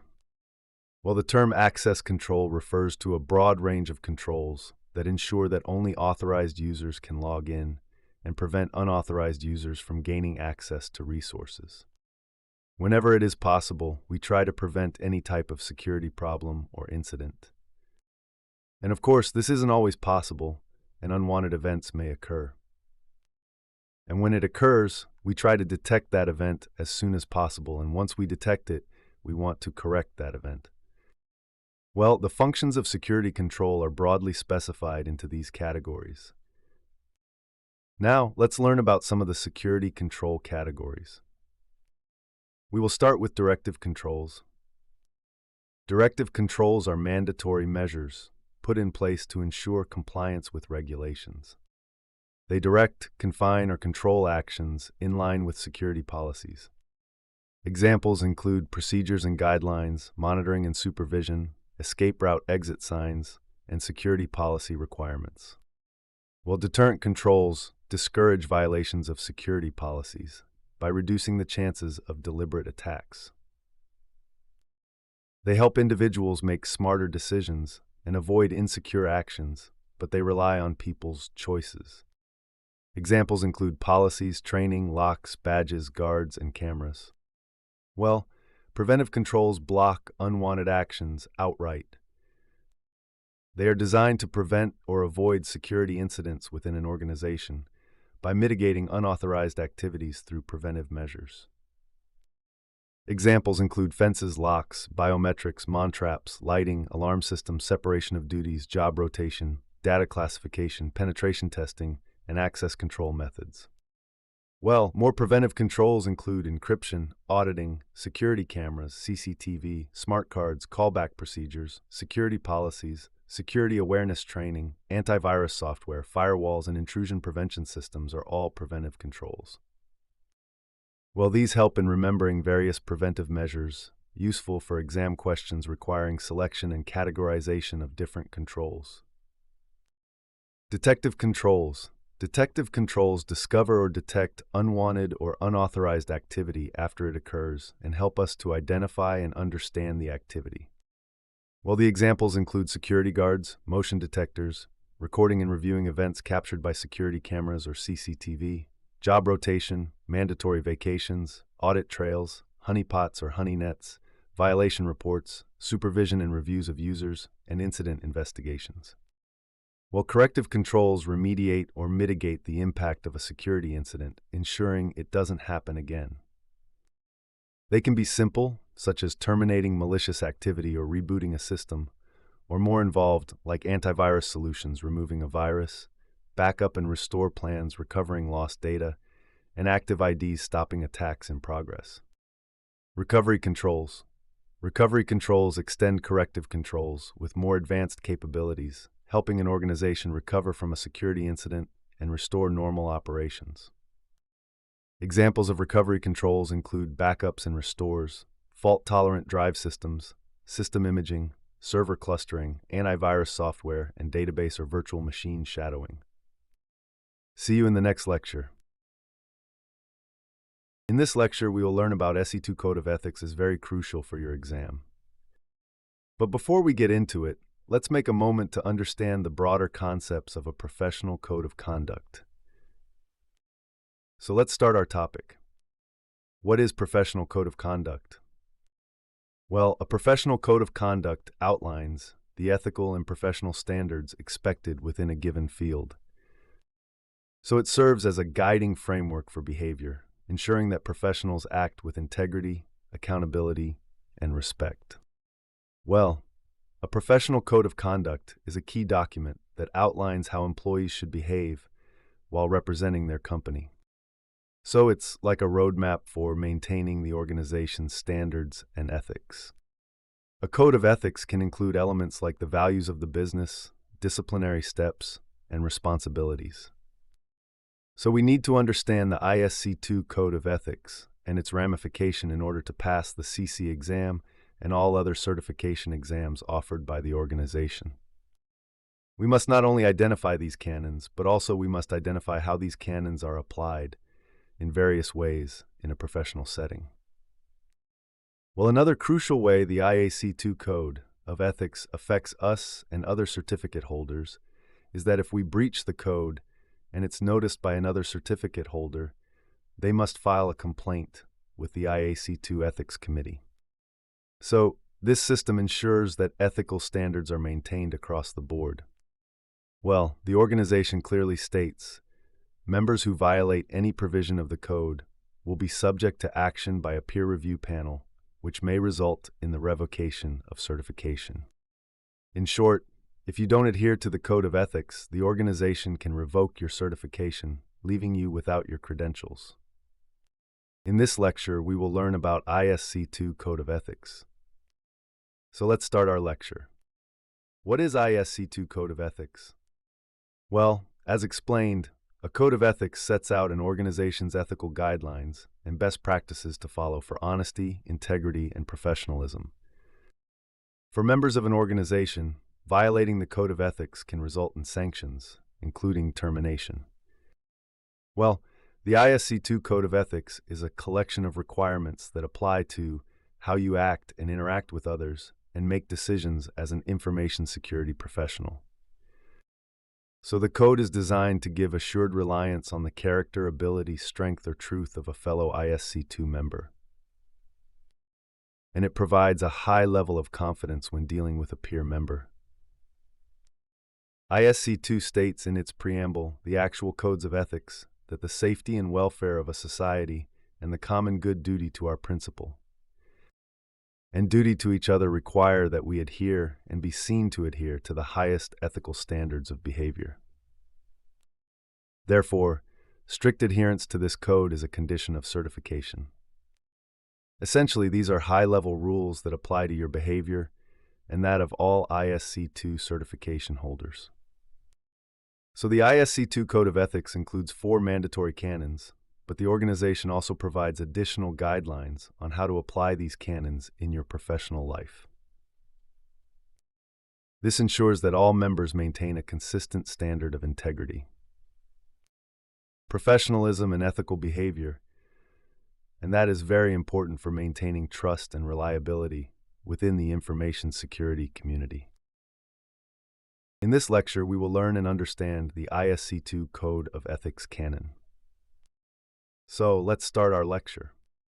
What are ISC2 Code of Ethics canons? Well, the ISC2 Code of Ethics is based on 4 fundamental canons. These canons are straightforward but vital to our professional conduct. ISC2 provides us detailed guidance on how to apply these canons in various professional scenarios. This helps us understand and implement them effectively. It's important to note that these canons are ranked in order of importance. This means if there is a conflict between the canons, you need to resolve it by following their order of priority. This structure ensures that all ISC2 certification holders maintain high standards of integrity and professionalism. Well, it's crucial for preserving trust and reliability within the information security community. The official 4 canons of SC2 are as follows. Protect society, the commonwealth, and the infrastructure. Act honorably, honestly, justly, responsibly, and legally. Provide diligent and competent service to principals. Advance and protect the profession. There's a tip to remember this. Use PAPA when asked about the ISC2 Code of Ethics. Well, it can be a little difficult to recognize how these canons might apply to your professional life as a certificate holder. So ISC2 offers further direction on applying these principles. For example, under the first canon, Protect Society, the Commonwealth, and the Infrastructure, ISC2 expands it by listing further guidance as promote and preserve public trust and confidence in information and systems. Promote the understanding and acceptance of prudent information security measures. Preserve and strengthen the integrity of the public infrastructure. Discourage unsafe practices. Under the second canon, Act honorably, justly, responsibly, and legally, they broaden the scope by adding, tell the truth and make all stakeholders aware of your actions on a timely basis. Observe all contracts and agreements. Treat all members fairly. In resolving conflicts, consider public safety. Give prudent advice. Avoid raising unnecessary alarm or giving unwarranted comfort. Take care to be truthful, objective, cautious, and within your competence. Prefer local laws where you serve. Under the third canon, provide diligent and competent service to principals. They offer this guidance. Preserve the value of their systems, applications, and information. Respect their trust and the privileges that they grant you. Avoid conflicts of interest or the appearance thereof. Render only those services for which you are fully competent and qualified. Under the last and final canon, Advance and Protect the Profession, ISC2 offers this guidance. Sponsor qualified individuals, prefer certified members. Avoid harming others' reputations. Maintain your competence. Keep your skills and knowledge current. Give generously of your time and knowledge in training others. In this lecture, we will learn about some common incident terminologies. So let's start with forced one, that is, breach. So a breach happens when there is a loss of control or unauthorized access to personal information. It occurs when someone who shouldn't have access gets it, or when an authorized user misuses it. For example, if a hacker gets into a company's database and steals customer information, that's a breach. Event. Well, a cybersecurity event is a warning that something unusual is happening in our computer systems, like failed login attempts or strange activity. These events are concerning, but doesn't always mean that our security is compromised. For example, multiple failed logins could be an event, indicating someone is trying to guess a password. An exploit is a tool or technique that hackers use to take advantage of a weakness in a system. It causes unintended behavior or gains unauthorized access. For example, malware that uses a flaw in software to get into a computer system is an exploit. Incident. Well, an incident is an event that threatens the security of information systems, like data breaches or malware attacks. So it jeopardizes the confidentiality, integrity, or availability of data. For example, a ransomware attack that locks users out of their systems and demands payment is a cybersecurity incident. Intrusion. An intrusion is when someone tries to break into a system without permission. It involves unauthorized access attempts. For example, a hacker attempting to bypass security to access sensitive data is an intrusion. Threat. So a threat is any potential danger that could harm a system or data. It involves malicious acts that poses risks. For example, a phishing email that tricks users into revealing their passwords is a threat. Vulnerability. Well, a vulnerability is a weak spot in a system that hackers can exploit. It allows unauthorized access or malicious actions. For example, outdated software that hasn't been patched is a vulnerability. Zero-day. In the context of cybersecurity, a zero-day refers to a software vulnerability that is unknown to the software's maker and has not yet been fixed. Since the developers are unaware of the flaw, they have had 0 days to address and patch it. That would leave the software potentially vulnerable to hackers or cybercriminals, who discover and exploit it before a fix is released. Think of it like finding an open door in a house that no one knows about. So, the bad guys can sneak in through this door before anyone realizes it is there and locks it. That is why zero-day problems can be really dangerous, because they let hackers get in before anyone can stop them. In this lecture, we will learn about Incident Response Plan and its benefits in detail. So, let's start our topic. The Incident Response Plan is a crucial part of any incident response strategy. It is a written document that outlines a clear step-by-step process to be executed when an incident occurs. So we can think of it as a pre-planned document outlining the fire drill procedure for cybersecurity incidents. It guides organizations from the initial stages of identifying and verifying an incident through containment and eradication, and finally to recovery and post-incident review. To get the most of an incident response plan, it's important to assign clear roles and responsibility to the incident response team, employees, and leaders. For this purpose, specific individuals or teams should be designated to manage the overall incident response initiatives and perform various actions specified in the plan. So this clarity ensures that there is no confusion or delay during a high-pressure cyber incident. For example, imagine a scenario where a company's network is attacked by ransomware. The incident response plan should clearly state who is responsible for disconnecting affected system, who will communicate with stakeholders, and who will handle media inquiries. An incident response plan is a crucial component of any comprehensive cybercrime prevention strategy. It outlines the necessary steps and procedures that an organization must take in the event of cybersecurity incident. So, implementing an incident response plan offers several significant benefits, such as minimized downtime and financial losses. Well, by having a clear plan, organization can quickly address and mitigate the effects of an incident, reducing downtime and minimizing financial losses.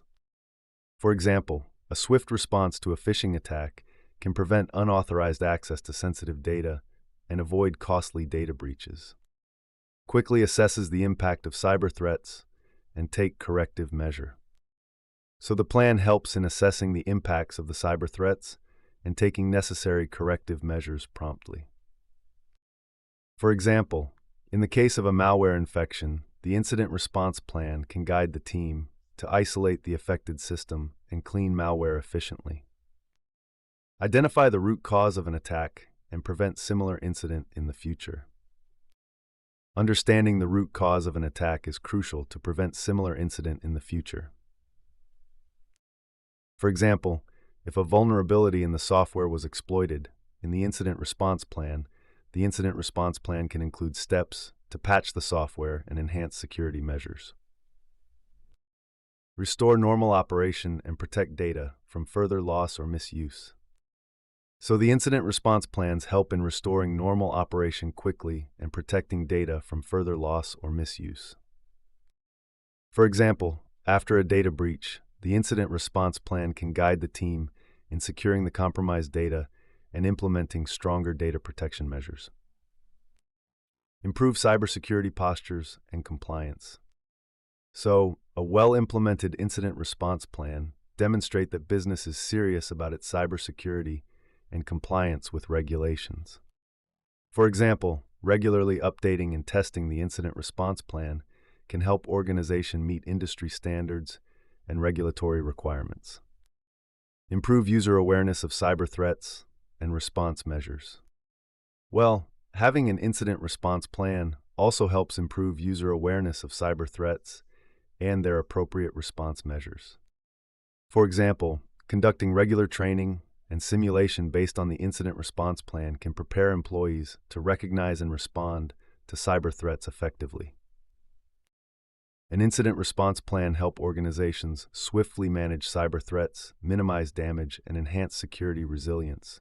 Clear roles, detailed steps, and regular training ensure quick and effective response to incident.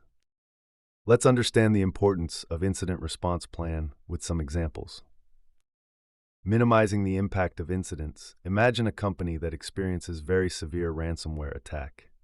So without a well-structured incident response plan, the attack could easily shut down their system for some days. That would cause them a lot in lost revenues and damaging their reputation. So, with a well-defined incident response plan, they can quickly isolate the affected system, restore data from backups, and get back to business with minimum disruption. In improving incident detection, consider a bank that uses continuous monitoring tools. To carefully detect unusual activities on their network, these tools can help identify a potential breach so early on that allow the bank to take immediate action to prevent data theft or financial losses. In streamlining the communication, think about a hospital where a cyber attack compromises patient records. So a well-prepared incident response plan ensures that IT staff, hospital management, and medical staff know exactly what to do, who to contact, and how to communicate very effectively during the incident, ensuring a swift and coordinated response. For legal and regulatory compliance, a healthcare provider must comply with very strict regulations, like HIPAA, which requires them to protect patient data. Having a very well-documented incident response plan helps them demonstrate their commitment to these rules and avoid hefty fines in case of a data breach. In building resilience, consider a company that regularly conducts very thorough cybersecurity training for its employee. So this training helps employees recognize well-organized phishing emails and avoid clicking on malicious link that makes the organization more resilient to cyber attacks. Well, I hope you have understood the lecture, and I will see you in the next lecture. Thank you. In this lecture, we will learn about the responsibilities of an incident response team in detail. So let's jump to our topic. Well, an incident response team is a cross-functional group of individuals from different areas within an organization, including management, technical, and functional departments. So they are responsible for responding to security incidents. While a single leader should bear the primary responsibility for the incident response process. This person leads a team of experts who can carry out many tasks required to handle a security incident effectively. The size and structure of an incident response team can vary based on the nature of the organization and the number of incidents that occur. For example, a large global company could have different incident response teams for specific geographic areas. Well, on the other hand, a smaller organization might use a single, centralized team that draws on members from other parts of the organization on a part-time basis. Some organizations might even choose to outsource some or all of their incident response efforts.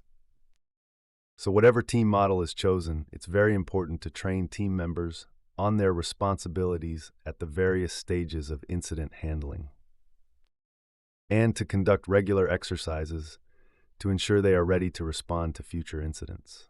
An incident response plan typically requires the formation of a computer security incident response team, which is responsible for maintaining the incident response plan.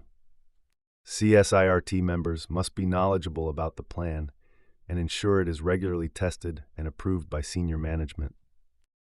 Response teams should include technical staff with platform and application expertise, as well as infrastructure and networking experts, systems administrators, and people with a range of security expertise. On the management side, the team should include an incident coordinator who is very skilled at choosing team members with different perspectives, agendas, and objectives to work toward common goals. One team member should be tasked with handling communication to and from management.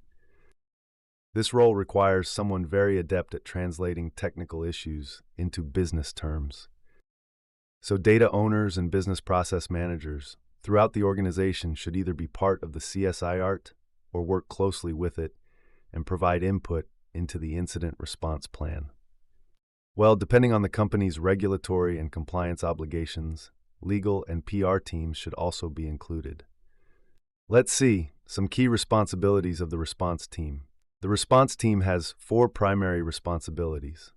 First is determine the amount and scope of damage caused by the incident. Let's consider a data breach at a healthcare provider. The response team evaluates how much data was affected, including patient records and sensitive information. Determine whether any confidential information was compromised during the incident. Well, continuing our data breach example, the team investigates whether patient personal information, medical histories, or billing information was accessed or stolen. Implement any necessary recovery procedures to restore security and recover from incident-related damage. The next step in our example would be that they work on securing the affected systems, restoring from backups, and ensuring that data integrity is maintained. Finally, supervise the implementation of any additional security measures necessary to improve security and prevent the recurrence of the incident. So, considering our data breach example, they introduce additional security protocols, such as enhanced encryption, stronger access controls, and regular security audits to prevent future breaches. So I hope you have understand the lecture, and I will see you in the next lecture. In this lecture, we will understand what is business continuity and the Red Book concept. So let's start our topic. Business continuity is very important as it refers to an organization's ability to keep its critical functions operating during and after a disaster. So the key objective here is to ensure that essential services remain available and to minimize any downtime. Essentially, it's about keeping things running smoothly, no matter what happens. So to understand this, imagine a hospital during a power outage. Well, if they have a solid business continuity plan, the hospital can ensure that very essential services like emergency care, surgeries, and patient records are maintained without interruption by using backup generators and manual records. Most cybersecurity experts agrees that the first step in creating a business continuity and disaster recovery plan is to decide which functions are very essential. So once you know what these are, you can allocate your budget accordingly. And once you identified these crucial components, you can set up failover mechanisms to ensure continuous operation. For example, consider an e-commerce company that identifies its online shopping platform and payment processing as very critical functions. So they might allocate budget to develop redundant servers and backup payment gateways, so that customers can still make purchases even if one server fails. So what is Red Book concept? Well, it's very crucial to store your business continuity plan in a place where it can be easily accessed. While many organizations rely on digital storage, this can be very risky if everything is kept within the main company building. So some organizations use a Red Book, a hard copy document given to a designated person outside the facility. Well, this book outlines all procedures to follow if, for example, a hurricane disrupts power and electronic backups become inaccessible. So, to keep everything up to date, it's very important to update the hard copy Red Book every time the electronic version is updated. For example, think of a large corporate office that keeps its Red Book with a trusted employee who lives in a different part of the city. So in the event of a natural disaster, that affects the main office. The employee can access the Red Book and guide the organization on the necessary steps to restore operations from a different location. I hope you have understand the lecture. I will see you in the next lecture. In this lecture, we will learn and understand the components of a business continuity plan. Certainly, a comprehensive business continuity plan is essential for ensuring that your organization can continue operating smoothly even in the face of unexpected disruptions. Let's explore the key components of ABCP. Contact information and service level agreements. First, identify key stakeholders, including personnel at all levels of your company, local branches, and emergency responders. Then, list contact information for backup site operators, third-party vendors, and facilities managers. Also, ensure you have SLAs in place to define response times and expectations for various parties. Business impact analysis. In first step, conduct a BIA to assess the potential impact of disruptions on critical business functions. Then, understand the financial, operational, and reputational consequences of downtime.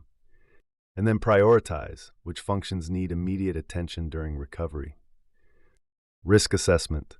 First, identify and evaluate risks that could disrupt your operations. Then, consider natural disasters, cyber threats, supply chain disruptions, and other potential hazards. And then develop strategies to mitigate these risks. Identify critical functions. At this phase, determine which business processes are essential for your organization's survival. So prioritize these critical functions during recovery efforts. And then allocate resources accordingly to minimize downtime. Communications. First, establish clear communication guidelines. Then, ensure that your business continuity team can quickly disseminate information to all affected parties. Remember to include both internal and external communication plans. Test your BCP regularly to validate its effectiveness. Also, conduct tabletop exercises, simulations, and drills to ensure that everyone knows their roles and responsibilities. And then, use these tests to identify areas for improvement and refine your plan. I hope you have understand the components of BCP. I will see you in the next lecture. In this lecture, we will learn and understand what is business impact analysis. So let's start our topic.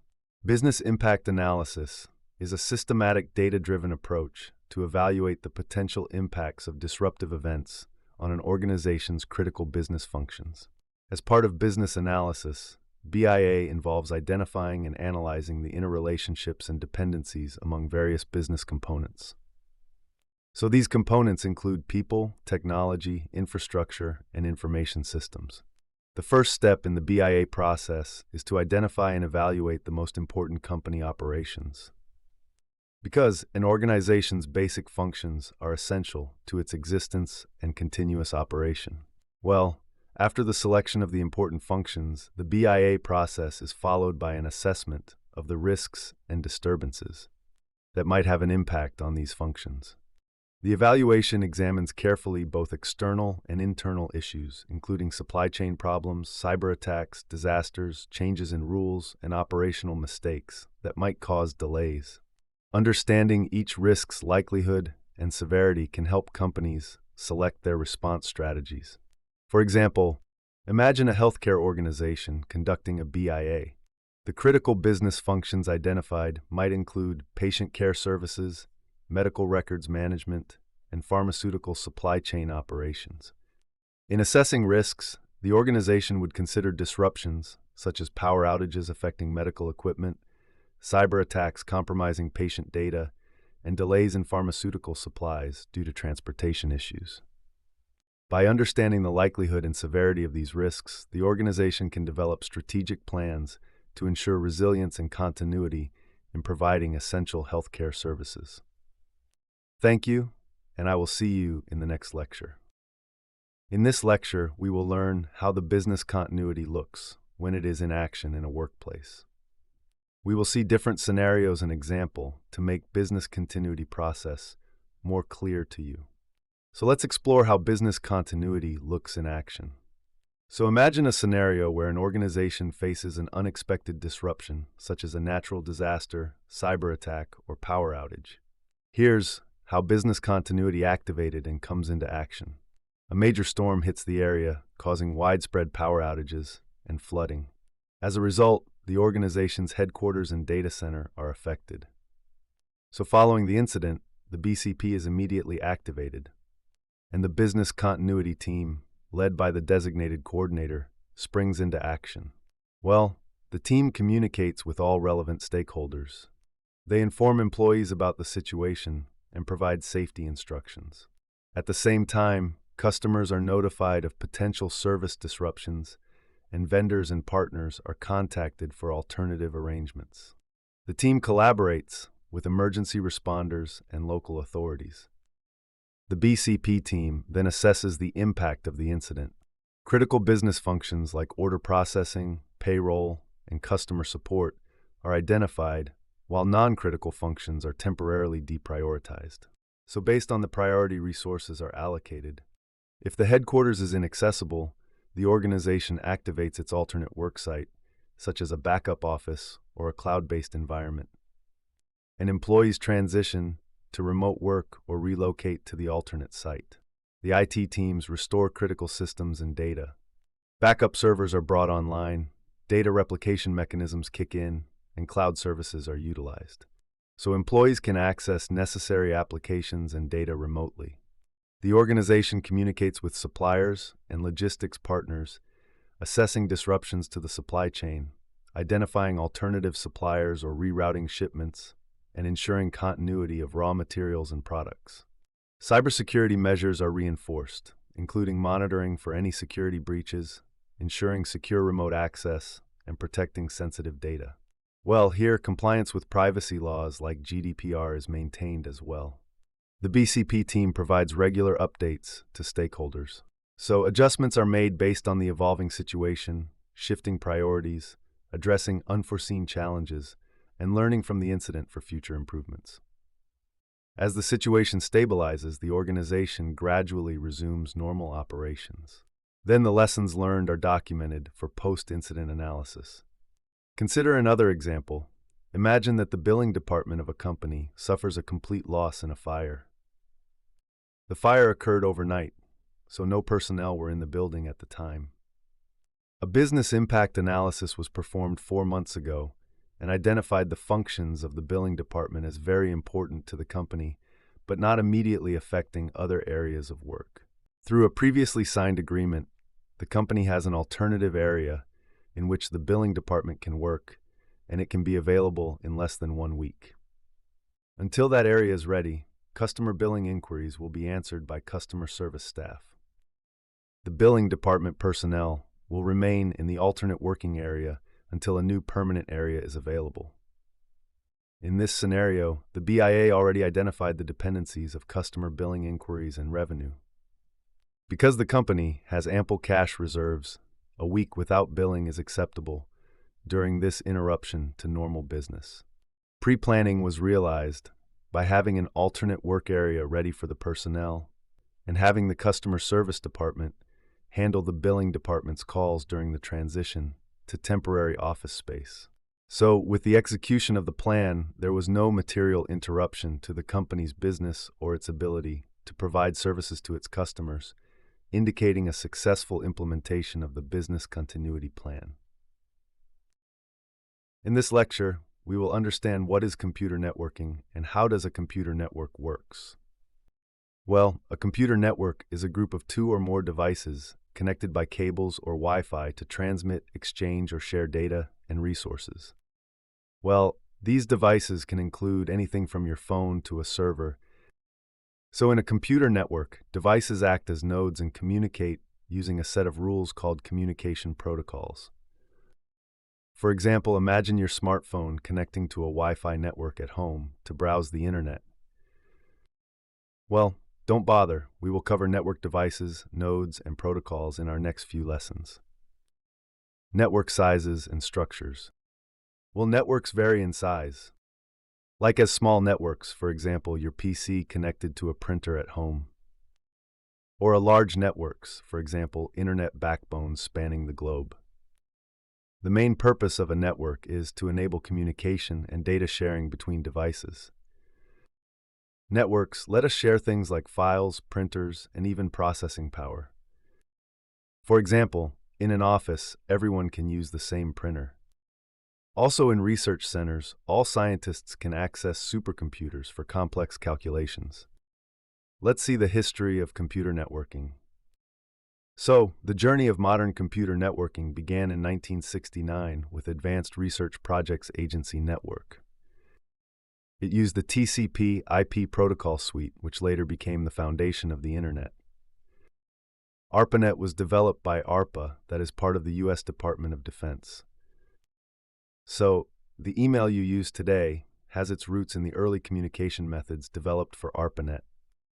Well, how does a computer network work? A network is comprised of devices, called nodes, like your PC or a printer, that follow communication protocols to format, transmit, and receive information. So each device has a unique address, like a home address, called an IP address, which helps identify and locate devices for communication. For example, when you send a photo from your computer to a friend over email, your computer uses the recipient's IP address to deliver the message. Well, don't bother, we will cover IP addresses in detail later in this module. So networks often use special devices like routers and switches to manage data flow. Routers are used to direct information to the correct destination, like traffic police, while switches are used to efficiently connect devices within a network. For example, at your home, your router directs your streaming request from your phone to Netflix, ensuring you get the show you want to watch. Well, the Internet is a massive network of interconnected networks that allows global communication and information sharing. I hope you got a basic idea of computer networking. Let's talk about the key components that keep devices connected in a network. Well, these include nodes, network interface cards, transmission cables or signals, networking devices, network operating systems, and protocols. So let's break them each in detail. Well, nodes are the individual devices in a network. They can be the starting point, destination, or intermediary for data transfer. Nodes include computers, smartphones, printers. For example, through a smartphone sending a message to computer. Here, smartphone and computer are network nodes. Network interface cards. Well, NICs are the translators for devices on a network. So they provide the port for connecting to the network and convert data from your device into a format that is suitable for network transmission. For example, the Wi-Fi card in your laptop that connects you to the Internet. Transmission cables or signals. Well, these are like the highways for data. So transmission cables carry data in the form of electrical or light pulses between devices. They physically carry the data, electrical or light pulses between network devices, like computers and routers. For example, Ethernet cables connecting your computer to the router. Networking devices. Well, these devices are specialized hardware units that manage data flow and the network itself. They include hubs, switches, routers, modems. For example, a router directing internet traffic to various devices in your home. Network operating systems. Well, network operating systems manage network resources, allowing file sharing, printer access, and security. Well, modern operating systems often have built-in networking features, but network operating systems can still be useful for centralized management. For example, Windows Server managing all the computers in a company. Protocols. Well, protocols are the common language for network devices and ensure that they can communicate properly. They define data formatting, transmission, and error correction. Common protocols include TCP/IP, Ethernet. For example, TCP/IP protocol enabling web pages to load on your browser. Thank you, and I will see you in the next lecture. In this lecture, I will learn and understand what is an Internet Protocol, IP address, its types and functions. So let's start our topic. Well, all the computers in the world communicate with each other through underground or underwater cables or wirelessly. So if someone want to download a file from the internet, load a web page, or do anything online, their computer needs an address so that other computers can find and locate them to deliver the requested file or web page. And this address is called an IP address or Internet Protocol address. Well, an IP address is a unique address used to identify computers or devices on the internet. It is a string of numbers written in a specific format, usually expressed as numbers separated by periods. And each number in the set ranges from 0 to 255. So an IP address can range from 0.0.0.0 to 255.255.255.255. And these addresses are assigned by the Internet Corporation for assigned names and numbers. It is a set of rules that make the internet work. It allows us to send and receive data or files to connected devices. Let's see how the IP address process. Consider an example of visiting a website. Entering the website address. Well, imagine you open your web browser and type in www.example.com and press enter. Your computer doesn't understand web address directly, so it asks a special computer called a DNS server to find out the IP address for a website. The DNS server replies with an IP address like 93.184.216.34. Now your computer knows where to go. So it sends a request to that IP address asking for the web page. It includes your IP address, let's say 192.168.0.2, so the website knows where it should send back the response. Well, the server at 93.184.216.34 receives your request, processes it, and sends back the data for the web page to your IP address 192.168.0.2. So, your computer receives the data and your web browser displays the web page you wanted to visit. Your IP address helps identify your device on the internet, ensuring that the data you requested sent to the right place, in this case your computer. Well, when you move to a different location and connect to a new network, your IP address changes. And this new IP address allows you to access the internet from that new location. Types of IP addresses. IPv4 is the fourth version of the Internet Protocol and uses 4 numbers separated by dots. Each number can range from 0 to 255. Well, computers convert these numbers to binary zeros and ones for communication. Well, there are around 4.3 billion IPv4 addresses that are enough to assign unique addresses to approximately 4.3 billion devices. Classes of IPv4 addresses. IP addresses are divided into 5 classes for easy management. For example, like a dictionary organized alphabetically, classifying IPs simplifies address finding. IPv4 addresses are divided into 5 classes for easier management. Let's look at this image to see the address range for each IP address class. Loopback address. The loopback address range is from 127.0.0.0 to 127.255.255.255 with 127.0.0.1 commonly known as localhost. This address range is used by devices to communicate with themselves for testing and development purposes. IPv4 addresses are running out, so IPv6 was introduced. IPv6 is a 128-bit IP address, allowing for a much larger number of unique addresses. In human-readable form, IPv6 addresses are written as groups of 8 hexadecimal numbers separated by colons. Let's see how we can simplify IPv6 addresses. IPv6 addresses can be shortened by removing leading zeros. For example, this becomes this, and then using double colons to collapse consecutive zeros. For example, this becomes this. Well, I hope you have understand the lecture, and I will see you in the next lecture.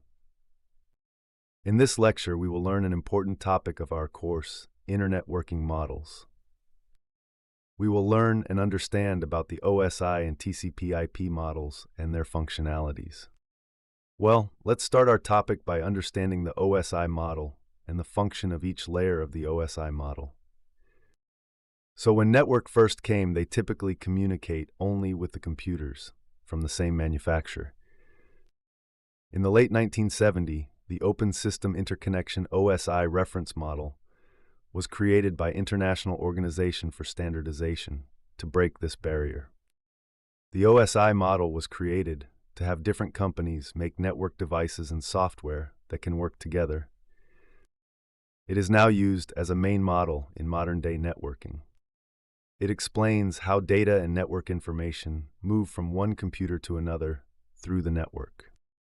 Well, the OSI model, it is basically a set of guidelines that application developers can use to create and implement applications that run on a network. It also provides a framework for creating and implementing networking standards, devices, and internetworking schemes. The OSI has several different layers that are divided into two groups. The top three layers called upper layers that include application, presentation, and session layer. It defines how the application between the end station will communicate with each other and with end user. Well, the bottom four layer called lower layers that include transport, network, data link, and physical layer and focuses on how data is transmitted. Now let's see the function of each layer of the OSI model. Well, you find questions in exam where you can ask to list the given protocol with the associated layer. For example, like SMTP works on which layer of the OSI model. So let's break down into function of each layer of the OSI model. Application layer. Well, the application layer is the topmost layer of the OSI model. It provides services directly to the end user and interacts with software application to implement a communication component. The functions of the application layer include provides protocol for data communication like file transfer, email, and network service. For example, when you use your web browser to visit a website, the browser uses the HTTP protocol to request and load web pages from a server. Here's the list of application layer protocols. Presentation layer. Well, the presentation layer is responsible for translating data between the application layer and the network format. It ensures the data is presented in a readable format for the application layer. Functions of the presentation layer include data translation, encryption, decryption, and compression. For example, when you stream a video, the MPEG protocol compresses the video for efficient transmission, and the presentation layer ensured it is correctly formatted for the video player. Here is the list of presentation layer protocol. Session layer. Well, session layer manages and controls the connections between computer. It establishes, manages, and terminates communication session. Functions of session layer include establishing session, manages dialogue control, and synchronizing data exchange. For example, during an online video call, the session layer establishes the session, ensure that the call remains connected, and close the session once the call ends. Here is the list of session layer protocols. Transport layer. Transport layer provides reliable data transfer services to the upper layers. It ensures that the data is delivered error-free, in sequence, and with no losses or duplication. Functions of transport layer include data segmentation, flow control, error correction, and retransmission. For example, when you download a file, TCP ensures that the file is transferred completely and in the correct order, retransmitting any lost packet if necessary. Here is the list of transport layer protocols. Network layer. Well, network layer is responsible for routing data from one network to another. It determines the best part for data to travel. Functions of network layer include logical addressing, routing, and path determination. For example, when you send an email, the IP protocol determines the best part for the email to travel from your computer to the recipient's email server. Here's the list of network layer protocols. Data link layer. Well, data link layer provides node-to-node data transfer and handles error detection and correction from the physical layer. It also manages how data packets are placed on the network. Functions of data link layer include framing, physical addressing, error detection, correction, and media access control. For example, when you connect your computer to a Wi-Fi network, the data link layer manages the frame sent and received over the wireless link using the Wi-Fi protocol. Here's the list of data link protocol. Physical layer. Well, the physical layer is the lowest layer of the OSI model. It deals with the physical connection between devices and the transmission and reception of raw bit stream over a physical medium. Functions of the physical layer include bitrate control, physical data transmission, hardware connection establishment, and voltage level. For example, when you plug an Ethernet cable in your computer, the physical layer handles the electrical signals and physical connection between your computer and the network. Here is the list of physical layer protocol. Well, I hope you have understand the lecture, and we'll see you in the next lecture. So, let's begin by understanding what are network attacks and their different types. Well, many of us rely heavily on the internet for our professional, social, and personal activities. But there are also peoples who try to harm our internet-connected devices, invade our privacy, and disrupt online services. Network attacks are unauthorized actions targeting the digital assets within an organizational network. So malicious parties usually carry out these attacks to alter, destroy, or steal private data. They often target network perimeters to gain access to internal systems. Types of network attacks. There are two main types of network attacks: passive network attack and active network attack.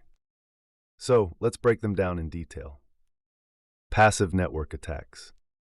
In passive attacks, attackers gain access to a network and can monitor or steal sensitive information without altering the data, leaving it unchanged. Examples of passive attacks includes eavesdropping. Well, think of it like someone secretly listening to your phone conversations. Wiretapping. It's like someone tapping into your phone line to hear your calls. Traffic analysis. Well, it observes patterns in communication without accessing the actual content. Port scanning. It is like checking for open ports on a network to identify vulnerabilities. Packet sniffing. Well, capturing data packets as they travel across the network. Monitoring network traffic. Watching the flow of data to gather information. Active network attacks. Well, in active attacks, attackers not only gain unauthorized access, but also modify data, either by deleting, encrypting, or otherwise harming it. Examples of active attacks includes man in the middle.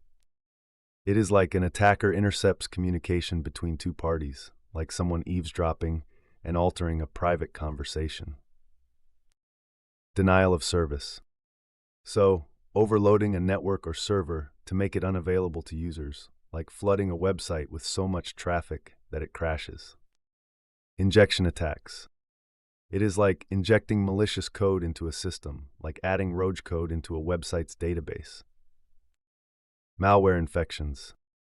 It is like installing malicious software on a device, such as a virus that corrupts files. Phishing attacks. Tricking users into revealing sensitive information, like sending fake emails that appear legitimate. So, once inside, malicious parties may use other hacking activities, such as malware and endpoint attacks, to further compromise an organizational network. With more organizations adopting remote work, networks have become more vulnerable to data theft and destruction. So, remote work setups often lack the same security measures as office environments, making them an attractive target for cybercriminals. Well, I hope you have understand the lecture, and I will see you in the next lecture. In this lecture, we will learn about some popular passive and active network attacks. So let's start our topic, DOS attacks. Well, imagine you're trying to use a website, but it's super slow or completely inaccessible. This could be due to a denial of service DOS attack. A DOS attack happens when someone tries to overload a server or device with too many requests that makes it unavailable to users. Well, think of it like a traffic jam on a busy highway, as too many cars cause the road to be blocked and no one can get through. So attackers does this by sending a huge number of requests all at once, causing the server's memory and CPU to spike and eventually make it crash or become unresponsive. Sadly, these attacks have become more common and can seriously harm companies. How DOS attacks work? One common method is a flood attack. The attacker sends tons of connection requests to a server, so it becomes overwhelmed and can't respond to real users. For example, in a SYN flood attack, a type of TCP connection, the attacker sends SYN requests to the server, but never completes the handshake process. That leaves the server hanged with open connections and ultimately overload it. Distributed denial of service attack. A distributed denial of service, DDoS attack, is like a DOS attack, but on steroids. So instead of one computer, multiple systems, often part of a botnet, attack a single target, making it even harder to defend against it. Well, botnet is a compromised device. Imagine a huge crowd of people all trying to enter a building through one door at the same time. In this situation, it becomes difficult and no one can get in. Consider a real-world detailed example of a DDoS attack. Well, in October 2016, a massive DDoS attack targeted DIN, a company responsible for a significant portion of the Internet's DNS infrastructure. The attackers used a botnet called Mirai, which comprised millions of Internet of Things IoT devices like cameras, routers, and smart home devices that were compromised and controlled by the attackers. So how it happened? So the Mirai botnet scanned the Internet for vulnerable IoT devices, exploit weak default passwords to gain control over them.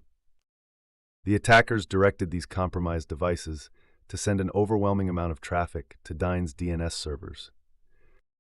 As a result, the sheer volume of requests flooded DIN's servers, rendering them and made them unable to respond to legitimate DNS requests. This caused major websites like Twitter, Netflix, and Reddit to become inaccessible for several hours. IP fragmentation attack. An IP fragmentation attack takes advantage of how data is broken down into smaller pieces for transmission over the Internet. So when data packets are too big, they're broken into fragments. These fragments are reassembled when they reach their destination. How IP fragmentation attack works? Well, in this attack, the hacker sends mismatched fragments that don't fit together properly. So they may overlap or be incomplete, that cause confusion. And when the system tries to put these fragments back together, it takes up a lot of resources and can slow down or crash the system. Consider it like trying to complete a jigsaw puzzle with pieces from another puzzle that is so frustrating and time-consuming. Let's see a detailed example of an IP fragmentation attack. The ping of death is a classic example of an IP fragmentation attack. This attack involves sending malformed or oversized ping packets to a target system. Here's how it works. Well, the attacker creates a ping packet larger than the maximum allowable size of bytes by using IP fragmentation. So these fragments are then sent to the target system. Upon receiving these fragments, the target system attempts to reassemble them into the original packet. So, the oversized packet causes a buffer overflow that made the target system crash or freezing, as it cannot handle the reassembly process properly. Well, I hope you have understand the lecture, and I will see you in the next lecture. In this lecture, we will understand what is social engineering and what are different types of social engineering attacks. So let's start our topic. Social engineering refers to various malicious activities that rely on human interactions. It uses psychological tricks to get people to make security mistakes or give away sensitive information. These attacks often happen in steps. The attacker first gathers information about the victim, such as weak security spots. Then, they gain the victim's trust to trick them into breaking security rules, like revealing sensitive information or granting access to important resources. Now let's see some of the popular social engineering attack types. Phishing. Phishing is a popular type of social engineering attack. These scams use emails and text message campaigns to create urgency, curiosity, or fear in victims. That made them reveal sensitive information, like clicking on malicious links or open attachments that contain malware. For example, a scam email might pretend to be from a bank, claiming your account is compromised and you need to log in immediately. Email phishing. Email phishing is the most common form of phishing. So attackers create fake domains that mimic real organizations and send out thousands of emails. They often use tricks like character substitutions to make fake domains look legitimate. Users should always check email addresses, especially when asked to download attachments or click links. For example, an email that looks like it's from Amazon, asking you to confirm your account details. Spear phishing. Spear phishing is like regular phishing, but targets specific individuals or groups. So the popular targets in spear phishing include HR staff and IT managers due to their higher access levels. And when the target is particularly more valuable, like a CEO, it's called whaling instead of spear phishing. Attackers may impersonate senior executives or other trusted figures to trick the target into revealing sensitive information. For example, an email that appears to be from the CEO requesting confidential financial information. Vishing and smishing. Vishing stands for voice phishing, and smishing stands for SMS phishing, while they replace emails with phone calls or text messages. In vishing, scammers pretend to be fraud investigators from banks or credit card companies, tricking victims into revealing their details or transferring funds. For example, a call claiming to be from your bank, stating there has been suspicious activity on your account, and asking you to verify your identity by providing personal information. Clone phishing. Clone phishing involves copying legitimate emails sent by trusted entities and then modifying them to include malicious links. In clone phishing, the attackers replace the real links with ones that redirect victims to fraudulent websites from where they can steal their credentials. For example, receiving an email that looks identical to a previous one from your IT department, but with a link leading to a fake login page. Farming. Farming is a highly technical form of phishing. It involves hijacking the domain name server DNS to redirect users from legitimate websites to malicious ones that look real. So users enter their information, which is then stolen. For example, you might type in your bank's URL, but get redirected to a fake site that looks identical, where you unknowingly enter your login details. HTTPS phishing. In this attack, attackers use HTTPS, which is generally considered secure, to make their links appear legitimate. This helps them trick users into thinking the malicious links are safe. For example, a fake website using HTTPS to make it seem credible, tricking users into entering their sensitive information. Pop-up phishing. Well, malicious actors can use pop-ups to deliver their attacks. They might use the notification feature of a web browser to trick users into installing malware by clicking Allow on a pop-up message. The pop-up message claimed like the computer is infected that made user to take a prompt action. For example, a pop-up claiming your computer is infected and urging you to click a link to download antivirus software. Evil twin phishing. In evil twin attacks, fake Wi-Fi hotspots are set up to intercept sensitive data. So attackers can use these fake hotspots to eavesdrop on communications or perform man-in-the-middle MITM attacks and steal confidential information and login credentials. For example, a fake coffee shop Wi-Fi that captures everything you type while connected to it. Well, I hope you have understand this lecture, and I will see you in the next lecture. In this lecture, we will talk about an important topic in cybersecurity, malware attack. It can be of different types. So in this lecture, we will also cover some common types of malwares. So let's start our topic. Malware stands for malicious software. It includes well-known threats like viruses, spyware, adware, ransomware, and more. It can be introduced to your network through phishing, malicious attachments, bad downloads, social engineering, or even with flash drives. So, once it is in the system, malware can steal sensitive information, manipulate network components, block your access, destroy data, or even shut down your systems. Types of malware attacks. By understanding different types of malware, it helps you to protect yourself from being compromised. Adware. Adware is short for advertising-supported software. It shows unwanted ads, redirects search to advertising sites, and captures user data to sell it to advertisers without your consent. So not all adware is bad, some are legitimate and safe. You can also control adware by managing pop-up settings in your browser or using an ad blocker. Spyware. Spyware hides on your device, monitors activity, and steals sensitive information like financial data, account info, and login details.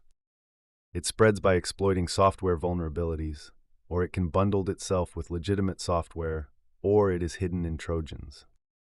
Ransomware and crypto malware. Ransomware locks you out of your system or data until you pay a ransom amount. Crypto malware is a type of ransomware that encrypts your files and demands payment, often in Bitcoin. So as businesses embracing digital transformation, ransomware attacks have increased. Trojan. A Trojan pretends to be legitimate software to trick you into downloading it that allows malware to enter your device. Trojans need a host to work. Once it is installed, hackers can use them to delete, modify, or steal data, create botnets, or spy on your device. Worms. Worms are a common type of malware that spread over networks by exploiting system vulnerabilities. They replicate themselves to infect other computers without any action from you. Worms can delete files, encrypt data for ransom, steal info, and create botnets. Viruses. A virus is code that inserts itself into an application and runs with the application. It can steal data, launch attacks, or conduct ransomware operations. They spread via infected websites, file sharing, or email downloads. Fileless malware. Fileless malware uses legitimate programs to infect a computer without using files that make it hard to detect and remove from the system. It goes straight into memory and leaves no trace on the hard drive. So this makes it tough for antivirus programs to find. Fileless malware has been around for a while, but became a mainstream threat in 2017. Well, I hope you have understand the lecture, and I will see you in the next lecture. In this lecture, we will learn about privileged accounts. Well, in an IT, a privilege is an authority an account or process has within a computing system or network. So it allows users to bypass certain security restrictions and perform actions like shutting down systems, installing drivers, or configuring networks. Privileges can include permissions to perform various tasks, such as provisioning accounts and configuring cloud instances. Privileges enable users, applications, and systems to access resources and complete tasks efficiently. However, they also pose very significant security risks if misused by insiders or outside attackers. Privileges are built into operating systems, file systems, applications, and databases. Administrators can assign privileges based on roles, such as business units, e.g. marketing, HR, or IT, or other parameters, e.g. seniority or a time of day access. For example, in an IT department, a company might assign different privileges to employees based on their roles. Like a network administrator might have the privilege to configure network settings, while a regular employee might only have access to their email and specific files related to their job. Privileged accounts. A privileged account have more access and permissions than a regular account. So privileged users have greater capabilities and therefore they pose very high security risks. Well, special privileged accounts, known as superuser accounts, provide almost unlimited power to make changes in the system. For example, in Unix or Linux, these are called root, and in Windows, they're called administrator accounts. For example, in a large corporation, an administrator account might allow an IT professionals to install software, apply system updates, and change user permissions. Well, this makes it easier to manage IT resources, but also requires careful oversight to prevent misuse. What are superuser accounts? Well, superuser accounts have full access to files, directories, and resources, allowing them to make very significant changes across a network. So they can create, install, modify, or delete files and users. But if they are misused either accidentally or maliciously, they can cause major damage. For example, in a university setting, a superuser account might be used by IT staff to manage students and faculty access to the campus network. By this account, they can create new user accounts, grant or revoke permissions, and monitor network activities.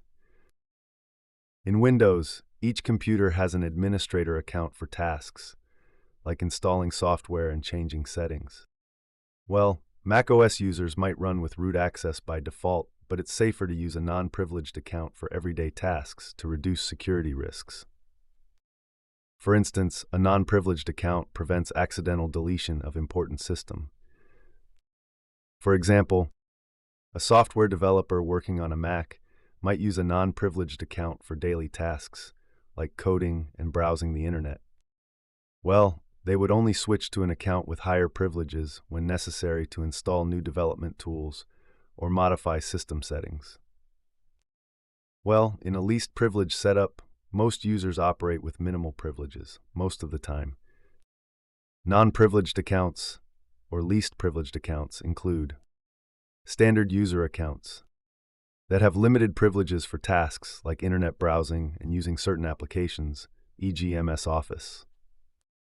Guest user accounts. Well, these accounts have even fewer privileges, typically restricted to basic application access and internet browsing.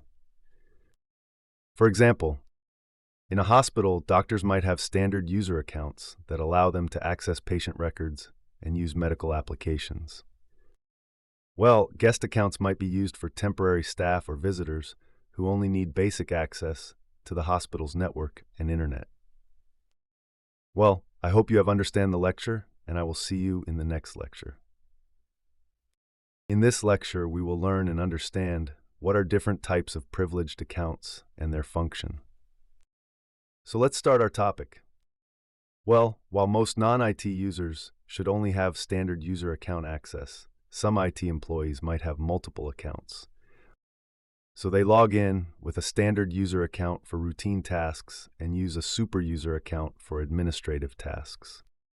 Since admin accounts have more privileges, they pose a higher risk if misused. So a best practice in privileged access management is to use admin accounts only when necessary and for the shortest time needed.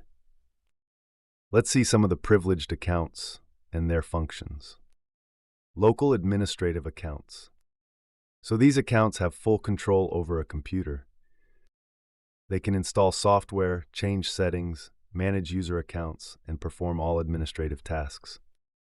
So because of their elevated privileges, they are crucial for the system's overall operation and security. Domain administrative accounts. Well, these are privileged accounts used in a network environment, typically within a Windows Active Directory domain. Well, they have broad administrative rights and can manage the entire domain, including creating and managing user accounts, configuring network settings and security policies, accessing and managing domain controllers, and other critical servers, like installing and configuring software and managing group policies. Break glass accounts. Well, these are emergency administrative accounts that provide elevated privileges to access critical systems and data in urgent situations when regular access methods fails. They are highly restricted and closely monitored. They should be stored securely and accessed only during emergencies to troubleshoot critical issues or perform urgent administrative tasks. Service accounts. Well, these are specialized user accounts created to run specific applications or services without human interaction. They typically have elevated privileges to allow the services to perform necessary tasks without requiring direct human interaction.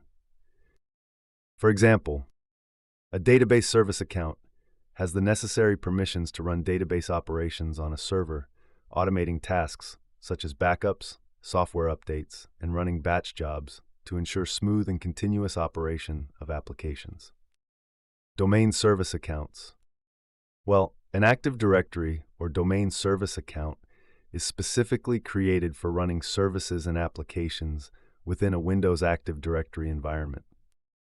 These accounts have specific privileges needed to interact with the directory and perform tasks, such as running scheduled tasks, managing network resources, accessing databases, and performing automated system maintenance. Application accounts. So an application account is created specifically for running applications, unlike user accounts meant for individuals. These accounts are used by software to interact with the operating system and other applications.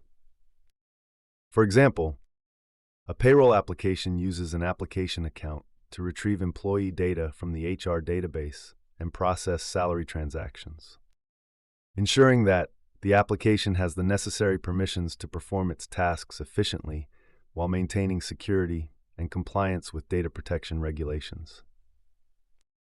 Well, I hope you have understand the lecture, and I will see you in the next lecture. In this lecture, we are going to learn about privileged access management and why it is important for organizations. Let's get started. Well, privileged access management is a security mechanism that protects identities with special access or capabilities beyond regular users. So it works through a combination of people, processes, and technology. Its main goal is to enforce the principle of least privilege, which means restricting access rights to the minimum that are necessary for users, accounts, applications, systems, devices, and processes to perform their routine tasks. Well, don't bother, we will understand principle of least privilege in detail in our next lecture. For example, imagine a company where only certain IT staff can access the server room. These staff members have special access rights to perform maintenance and updates, but their access is limited to only the tasks they need to do. Privilege management is a part of the broader identity and access management and identity security framework. So together, they both provide a detailed control and visibility over all credentials, privileges, and access. Identity access management ensures the right user has the right access at the right time by authenticating identities, while privileged access management adds more granular control, visibility, and auditing over privileged identities and their activities. So it is essential for protecting enterprise assets and users, especially in a world where people work from anywhere. For example, in a large corporation, identity and access management ensures that employees can access their emails and work files from home, while privileged access management ensures that only IT admins can access sensitive databases and make system changes, even when working remotely. Why privileged access management is important. Let's look at an example to understand why it is important. Imagine a small company called ABC. The IT department is responsible for user provisioning and managing systems. To save time, the IT employees added their IDs to the domain admins group, giving them access to everything within the Windows servers and workstations. One day, they received an invoice via email and opened a malicious attachment, initiating a ransomware attack. Since they were using domain admin privileges, the ransomware encrypted all the files on all servers and workstations. So a privileged access management solution could limit the damage by ensuring admin privileges are only used when necessary for specific tasks. Routine tasks like checking emails should be done with standard access to minimize risk. Authorized versus unauthorized personnel. Understanding the difference between authorized and unauthorized personnel is crucial for maintaining security within an organization. Authorized personnel. These are individuals who have been granted explicit permission to access certain resources, systems, or data within an organization. Their access is based on their role, responsibilities, and the principle of least privilege, which means they only have access to the information and resources necessary to perform their job. For example, a network administrator has authorized access to the company's network infrastructure to perform maintenance and updates. While this access is necessary for their role and is granted through proper authentication and authorization processes. Unauthorized personnel. These are individuals who do not have permission to access certain resources, systems, or data. Unauthorized access can lead to security breaches, data theft, and other risks. For example, an employee from the marketing department attempts to access the company's financial records without proper authorization. Since they do not have the necessary permissions, the system will deny access and log the attempt as an unauthorized access event. Well, I hope you have understand the lecture, and I will see you in the next lecture. In our lecture, we will learn and understand about an important topic that is principle of least privileges. Let's start our topic. The principle of least privilege is an important concept in information security. It means that users or entities should only have access to the specific data, resources, and applications they need to perform their tasks, and nothing more. So this helps the organizations in minimizing the risk of unauthorized access and potential security breaches.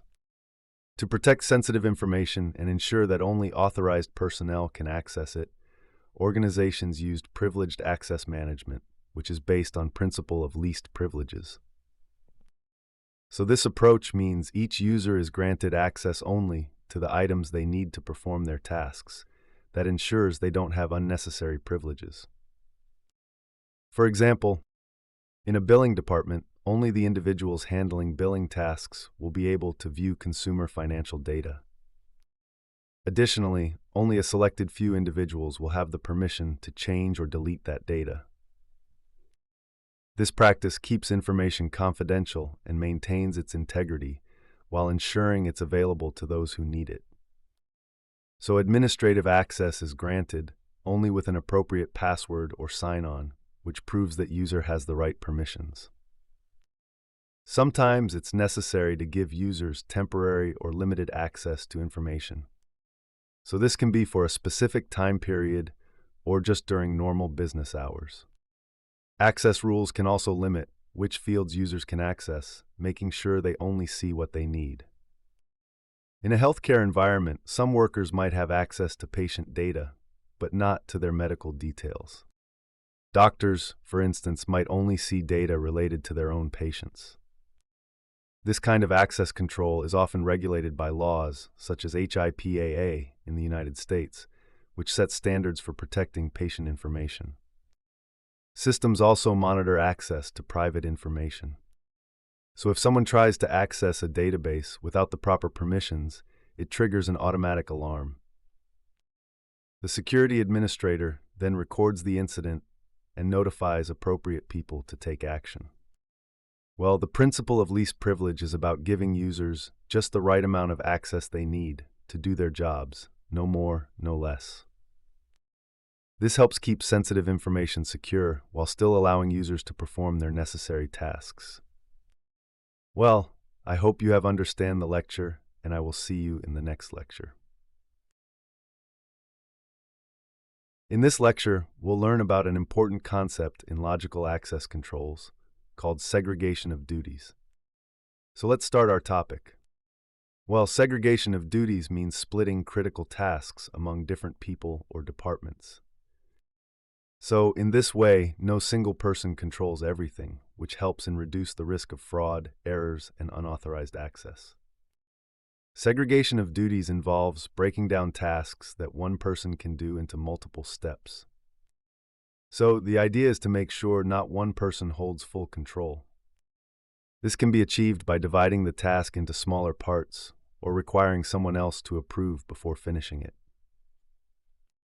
For example, in a financial company, one person creates user accounts, another approves access requests, and a third monitors network activity. This makes it harder for anyone to commit fraud or make mistakes without being noticed. Key objectives: risk mitigation. By dividing tasks, SOD minimizes the chance for malicious activities and errors. If more than one person can both start and finish a critical action, the risk of fraud or mistakes is greatly reduced. Prevention of unauthorized access. It ensures that only authorized people can access sensitive information and critical functions, preventing from unauthorized access. Compliance with regulations. Many industries require SOD to meet regulatory rules like SOX, GDPR, HIPAA. So following SOD helps organizations comply with these regulations. Now let's just see some practical examples. In a financial organization, one person creates payment requests, another approves them, and a third reconciles the accounts. In IT systems management, one IT administrator sets up user accounts, another approves account privileges, and a third monitors and logs access activities. In software development, developers write code, a separate quality assurance team tests it, and an independent operations team deploys it to production. This ensures no one person can introduce malicious code without being detected. Well, I hope you have understand the concept of segregation of duties, and I will see you in the next lecture. In this lecture, we're going to learn about different types of logical access control models. We'll start with discretionary access controls. So let's start our topic. Discretionary access control, DAC, lets resource owners control access to their own resources. Owners can grant or revoke access permissions to users or groups, offering flexibility and individual control. For example, if you create a file, you can decide who else can access it. Identity-based access control is part of DAC because it assigns ownership based on user identities. For example, in a corporate environment, an employee might create a sensitive financial report.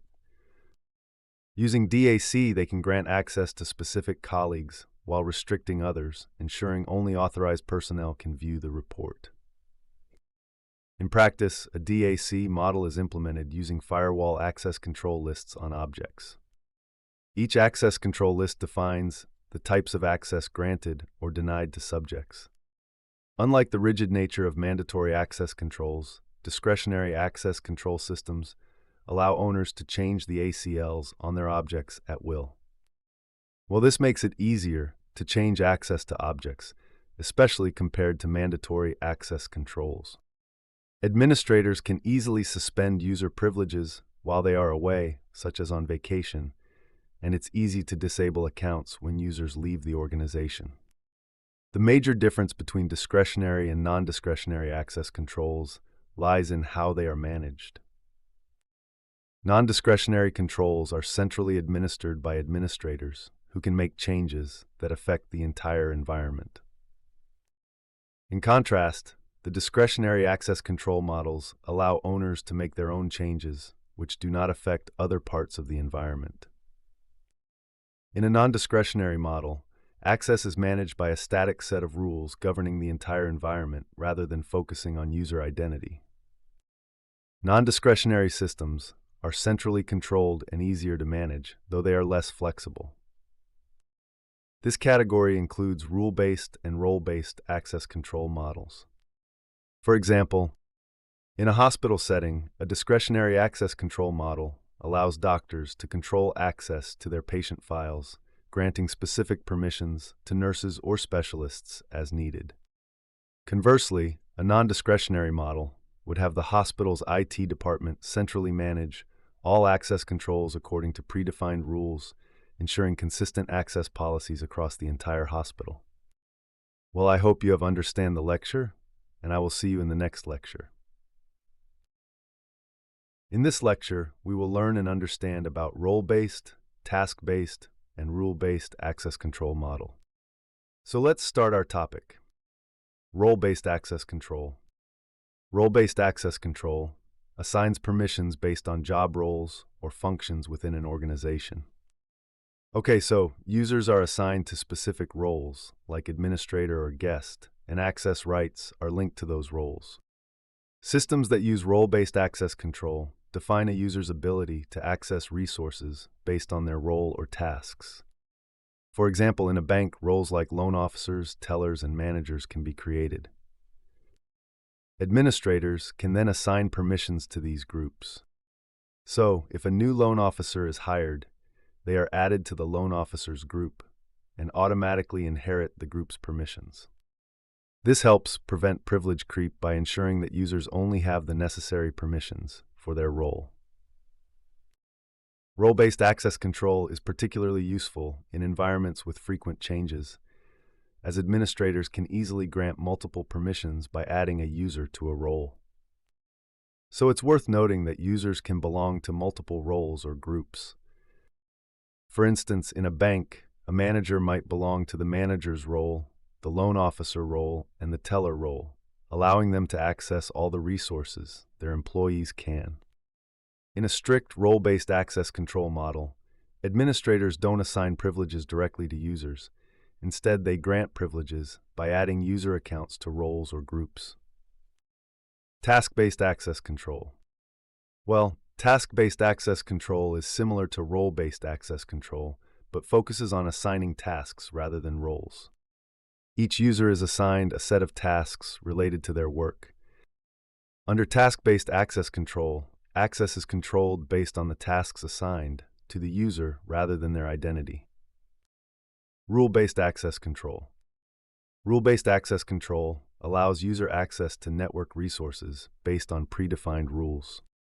Administrators set conditions that users must meet to gain access.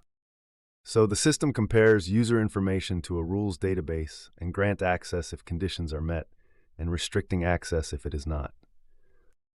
Well, role-based access control models have global rules that apply to all users. Let's consider an example, for example. A common example of role-based access control is a firewall. Firewalls use a set of rules defined by administrators to control traffic.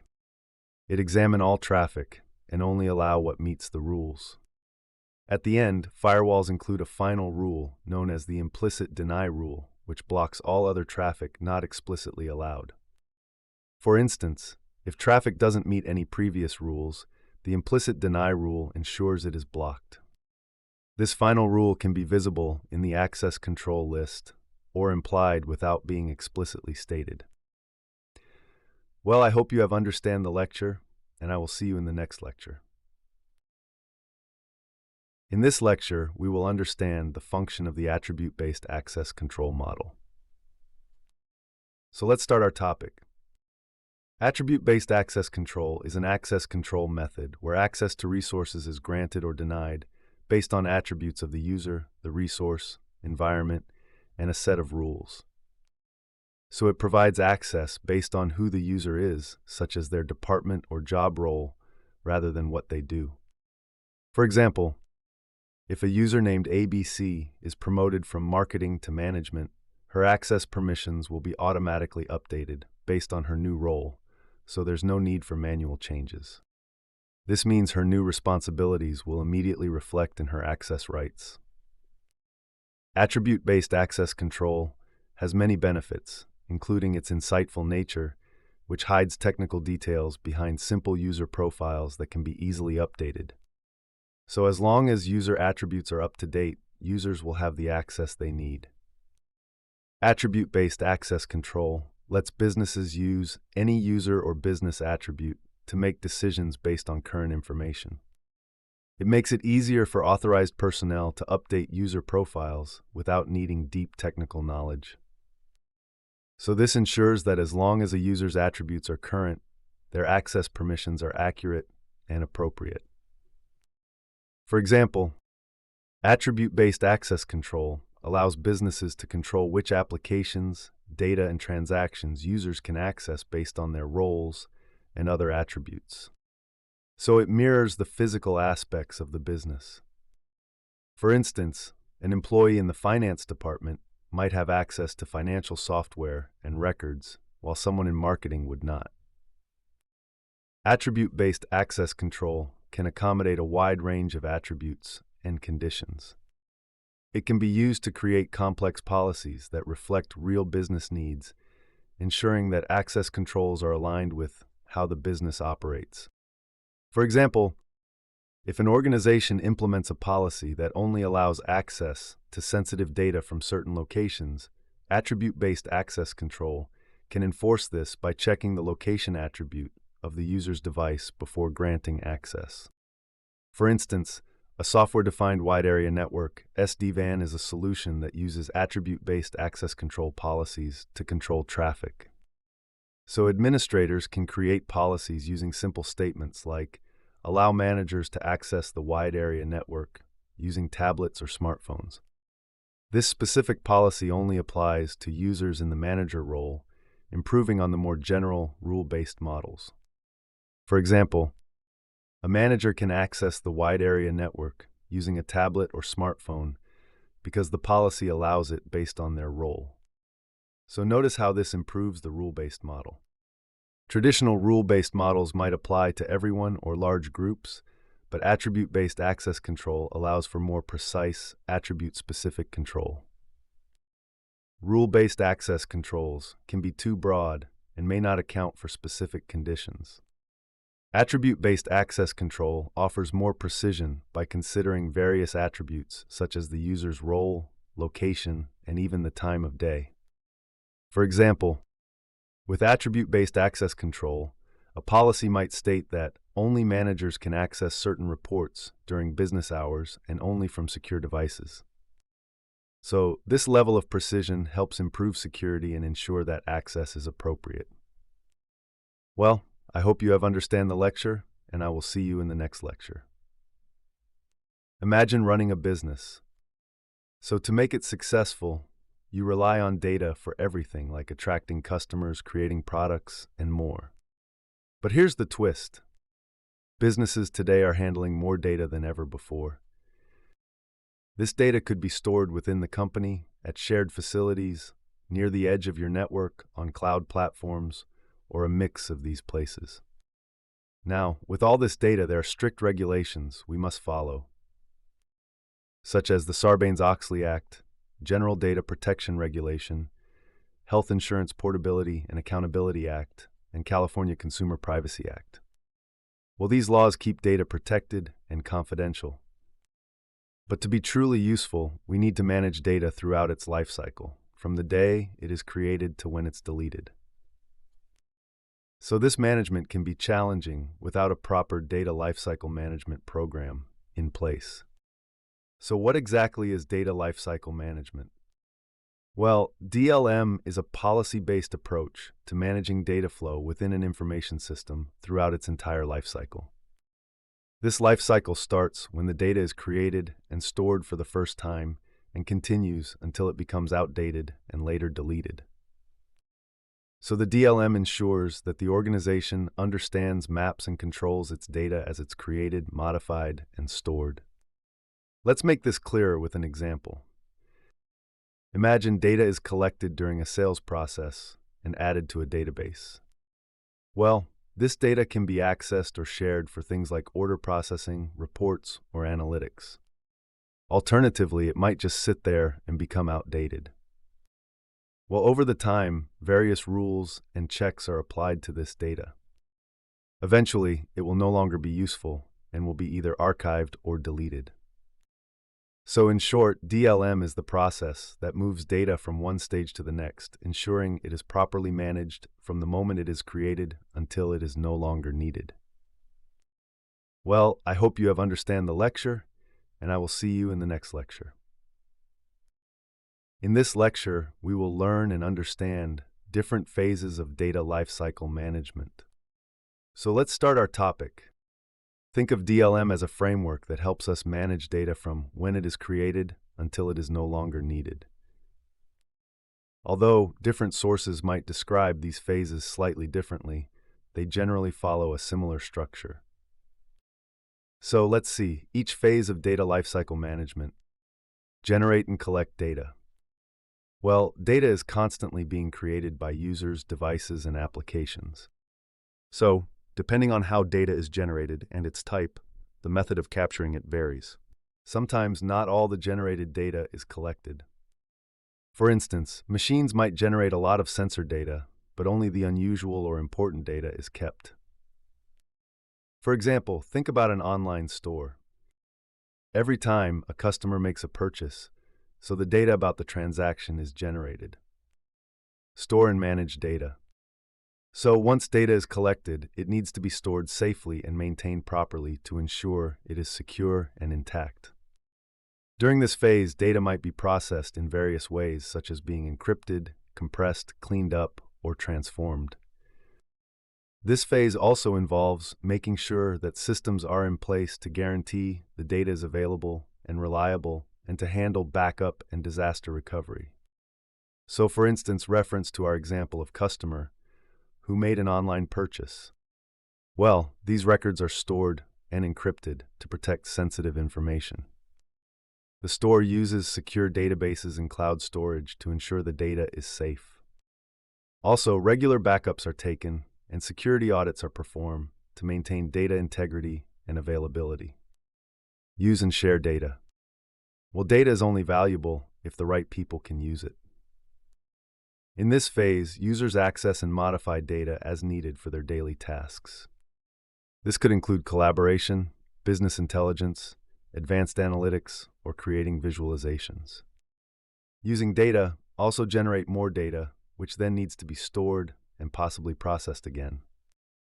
Essentially, this phase is about ensuring that authorized users can do their jobs effectively. For instance, the store's marketing team might use purchase data to analyze buying trends and create targeted promotions. Using data can also generate more data, such as customer feedback, which then needs to be stored and possibly processed again. This phase is about ensuring that authorized users can do their jobs effectively. Archive data. Eventually, some data is no longer needed for daily operations, but might still be important for compliance, analysis, reporting, or other purposes. In this case, the data is archived to a secure, long-term storage system, such as tape storage or a cloud platform. The archived data must remain available and secure, just like active data. For instance, the online store may archive transaction data from previous years to a secure, long-term storage system like tape storage or a cloud platform. The archived data must remain available and secure, just like active data. Destroy data. So, when data has reached the end of its useful life, it needs to be deleted securely and in a way that complies with data protection regulations. This ensures that no sensitive information is leaked or mishandled. For example, if the online store decides that transaction data older than 10 years is no longer needed, it must ensure the data is deleted securely to prevent sensitive information from being leaked or mishandled. So by breaking down DLM into these phases, organizations can better manage their data from the moment it's created until it is no longer needed. That ensures security and compliance throughout the process. Goals of DLM. Well, the primary goals of data lifecycle management are to protect confidentiality. This is to ensure that data is kept secure and private, so only authorized people can access it. To ensure data integrity. This is to make sure that data is accurate, complete, and reliable throughout its life cycle. And to ensure data availability. It also guarantees that data is accessible when needed by authorized users. Let's see the importance of DLM. Well, DLM is important because it helps establish protocols for handling data, including how you acquire, access, use, and delete it. The main goal here is to safeguard your information and comply with regulations. So as businesses generate more and more data effectively and securely, managing this data becomes increasingly crucial. A well-implemented DLM strategy helps organizations reduce the risk of unauthorized access to sensitive data and data corruption caused by malware and other threats. Well, I hope you have understand the lecture, and I will see you in the next lecture. In this lecture, we will understand in detail different stages of data lifecycle management. So let's start our topic. Data collection. Well, in this phase, we focus on several key activities. Capturing data that involves gathering information from various sources, such as sensors, user inputs, or applications. Defining its purpose means understanding the reason for collecting the data, like using customer information to enhance services. Classifying the data refers to organizing it into categories, similar to sorting files into folders. And finally, eliminating redundant data involves removing duplicate or unnecessary information to maintain efficiency. Well, data collection is crucial because it sets the stage for everything that follows. So organizations must set rules to collect data in standardized formats. Imagine like having a uniform way to enter data so everyone does it the same way.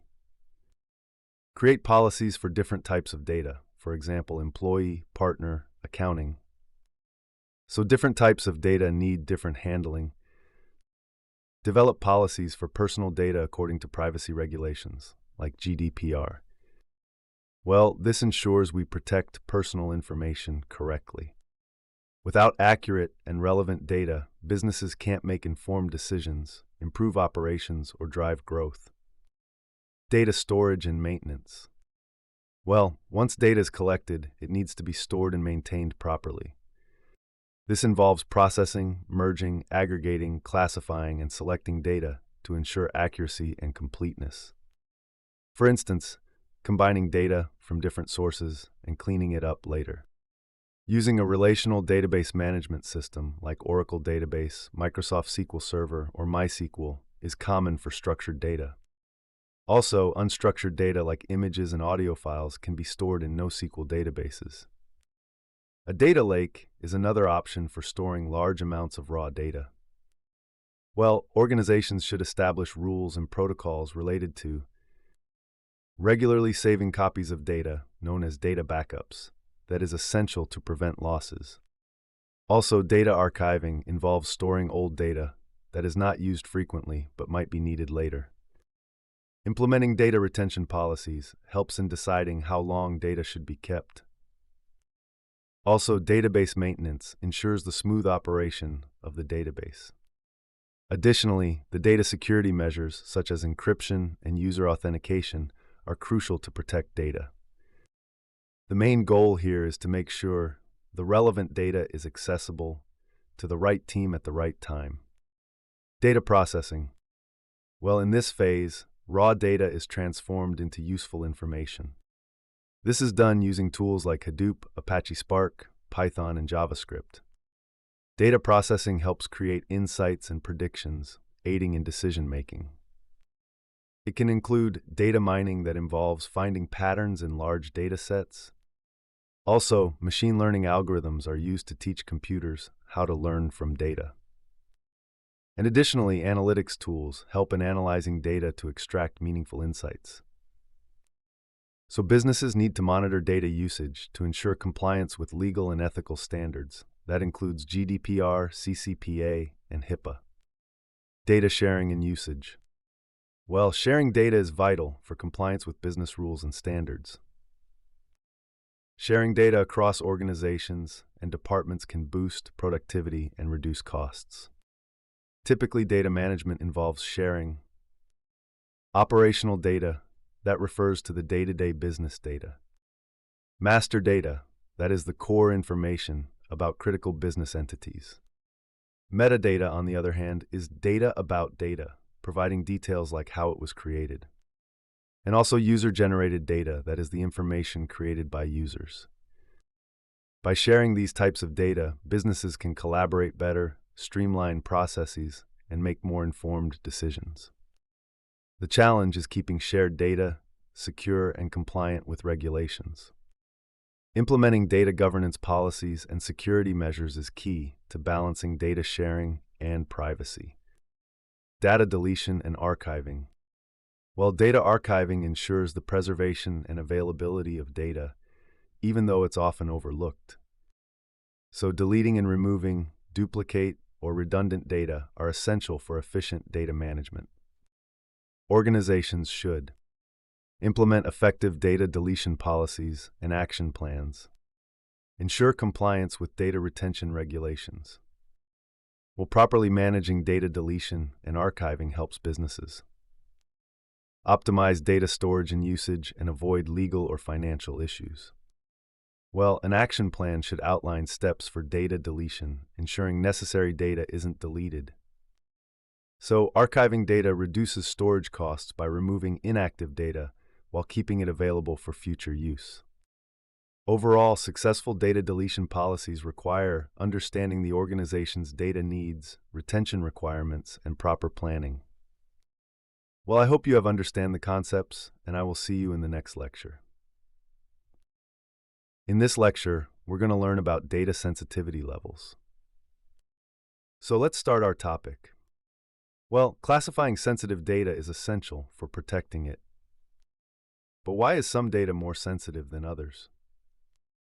Let's consider a common scenario. When a streaming service asks for your email, you probably provide it without hesitation. However, if it asks for your social security number, you'd likely hesitate. Why is that? Well, email addresses are widely available and generally don't cause much harm on their own. However, social security numbers are linked to personal health and financial information and are often targets for identity theft. So they are considered highly sensitive. Well, the sensitivity of data is directly related to the potential impact and harm that individuals and organizations may experience if the data is accessed by unauthorized individuals. Data sensitivity has two dimensions. Confidentiality. Well, the potential impact if access to the data is not restricted. Availability. It is the consequences if data critical to everyday business operations is not available. In the above example, the confidentiality of your social security number is far more important than its necessity for the streaming service because they don't need it to provide their service. So despite the complexity of handling sensitive data, the levels of data sensitivity are relatively straightforward, like high, medium, and low. So let's understand this in detail. High sensitive data.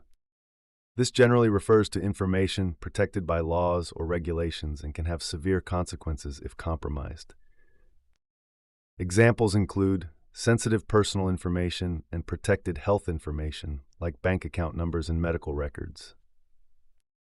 Medium sensitive data. This data is typically meant to be kept internal and could cause moderate harm if accessed without authorization. While the effects wouldn't be more, they could still be significant. Examples include company contract agreements and certain personal information attributes, like customer names and contact details. Low sensitive data. This data is widely available and meant for general consumption. Examples include public websites, press releases, and maps. Well, I hope you have understand the concepts, and I will see you in the next lecture.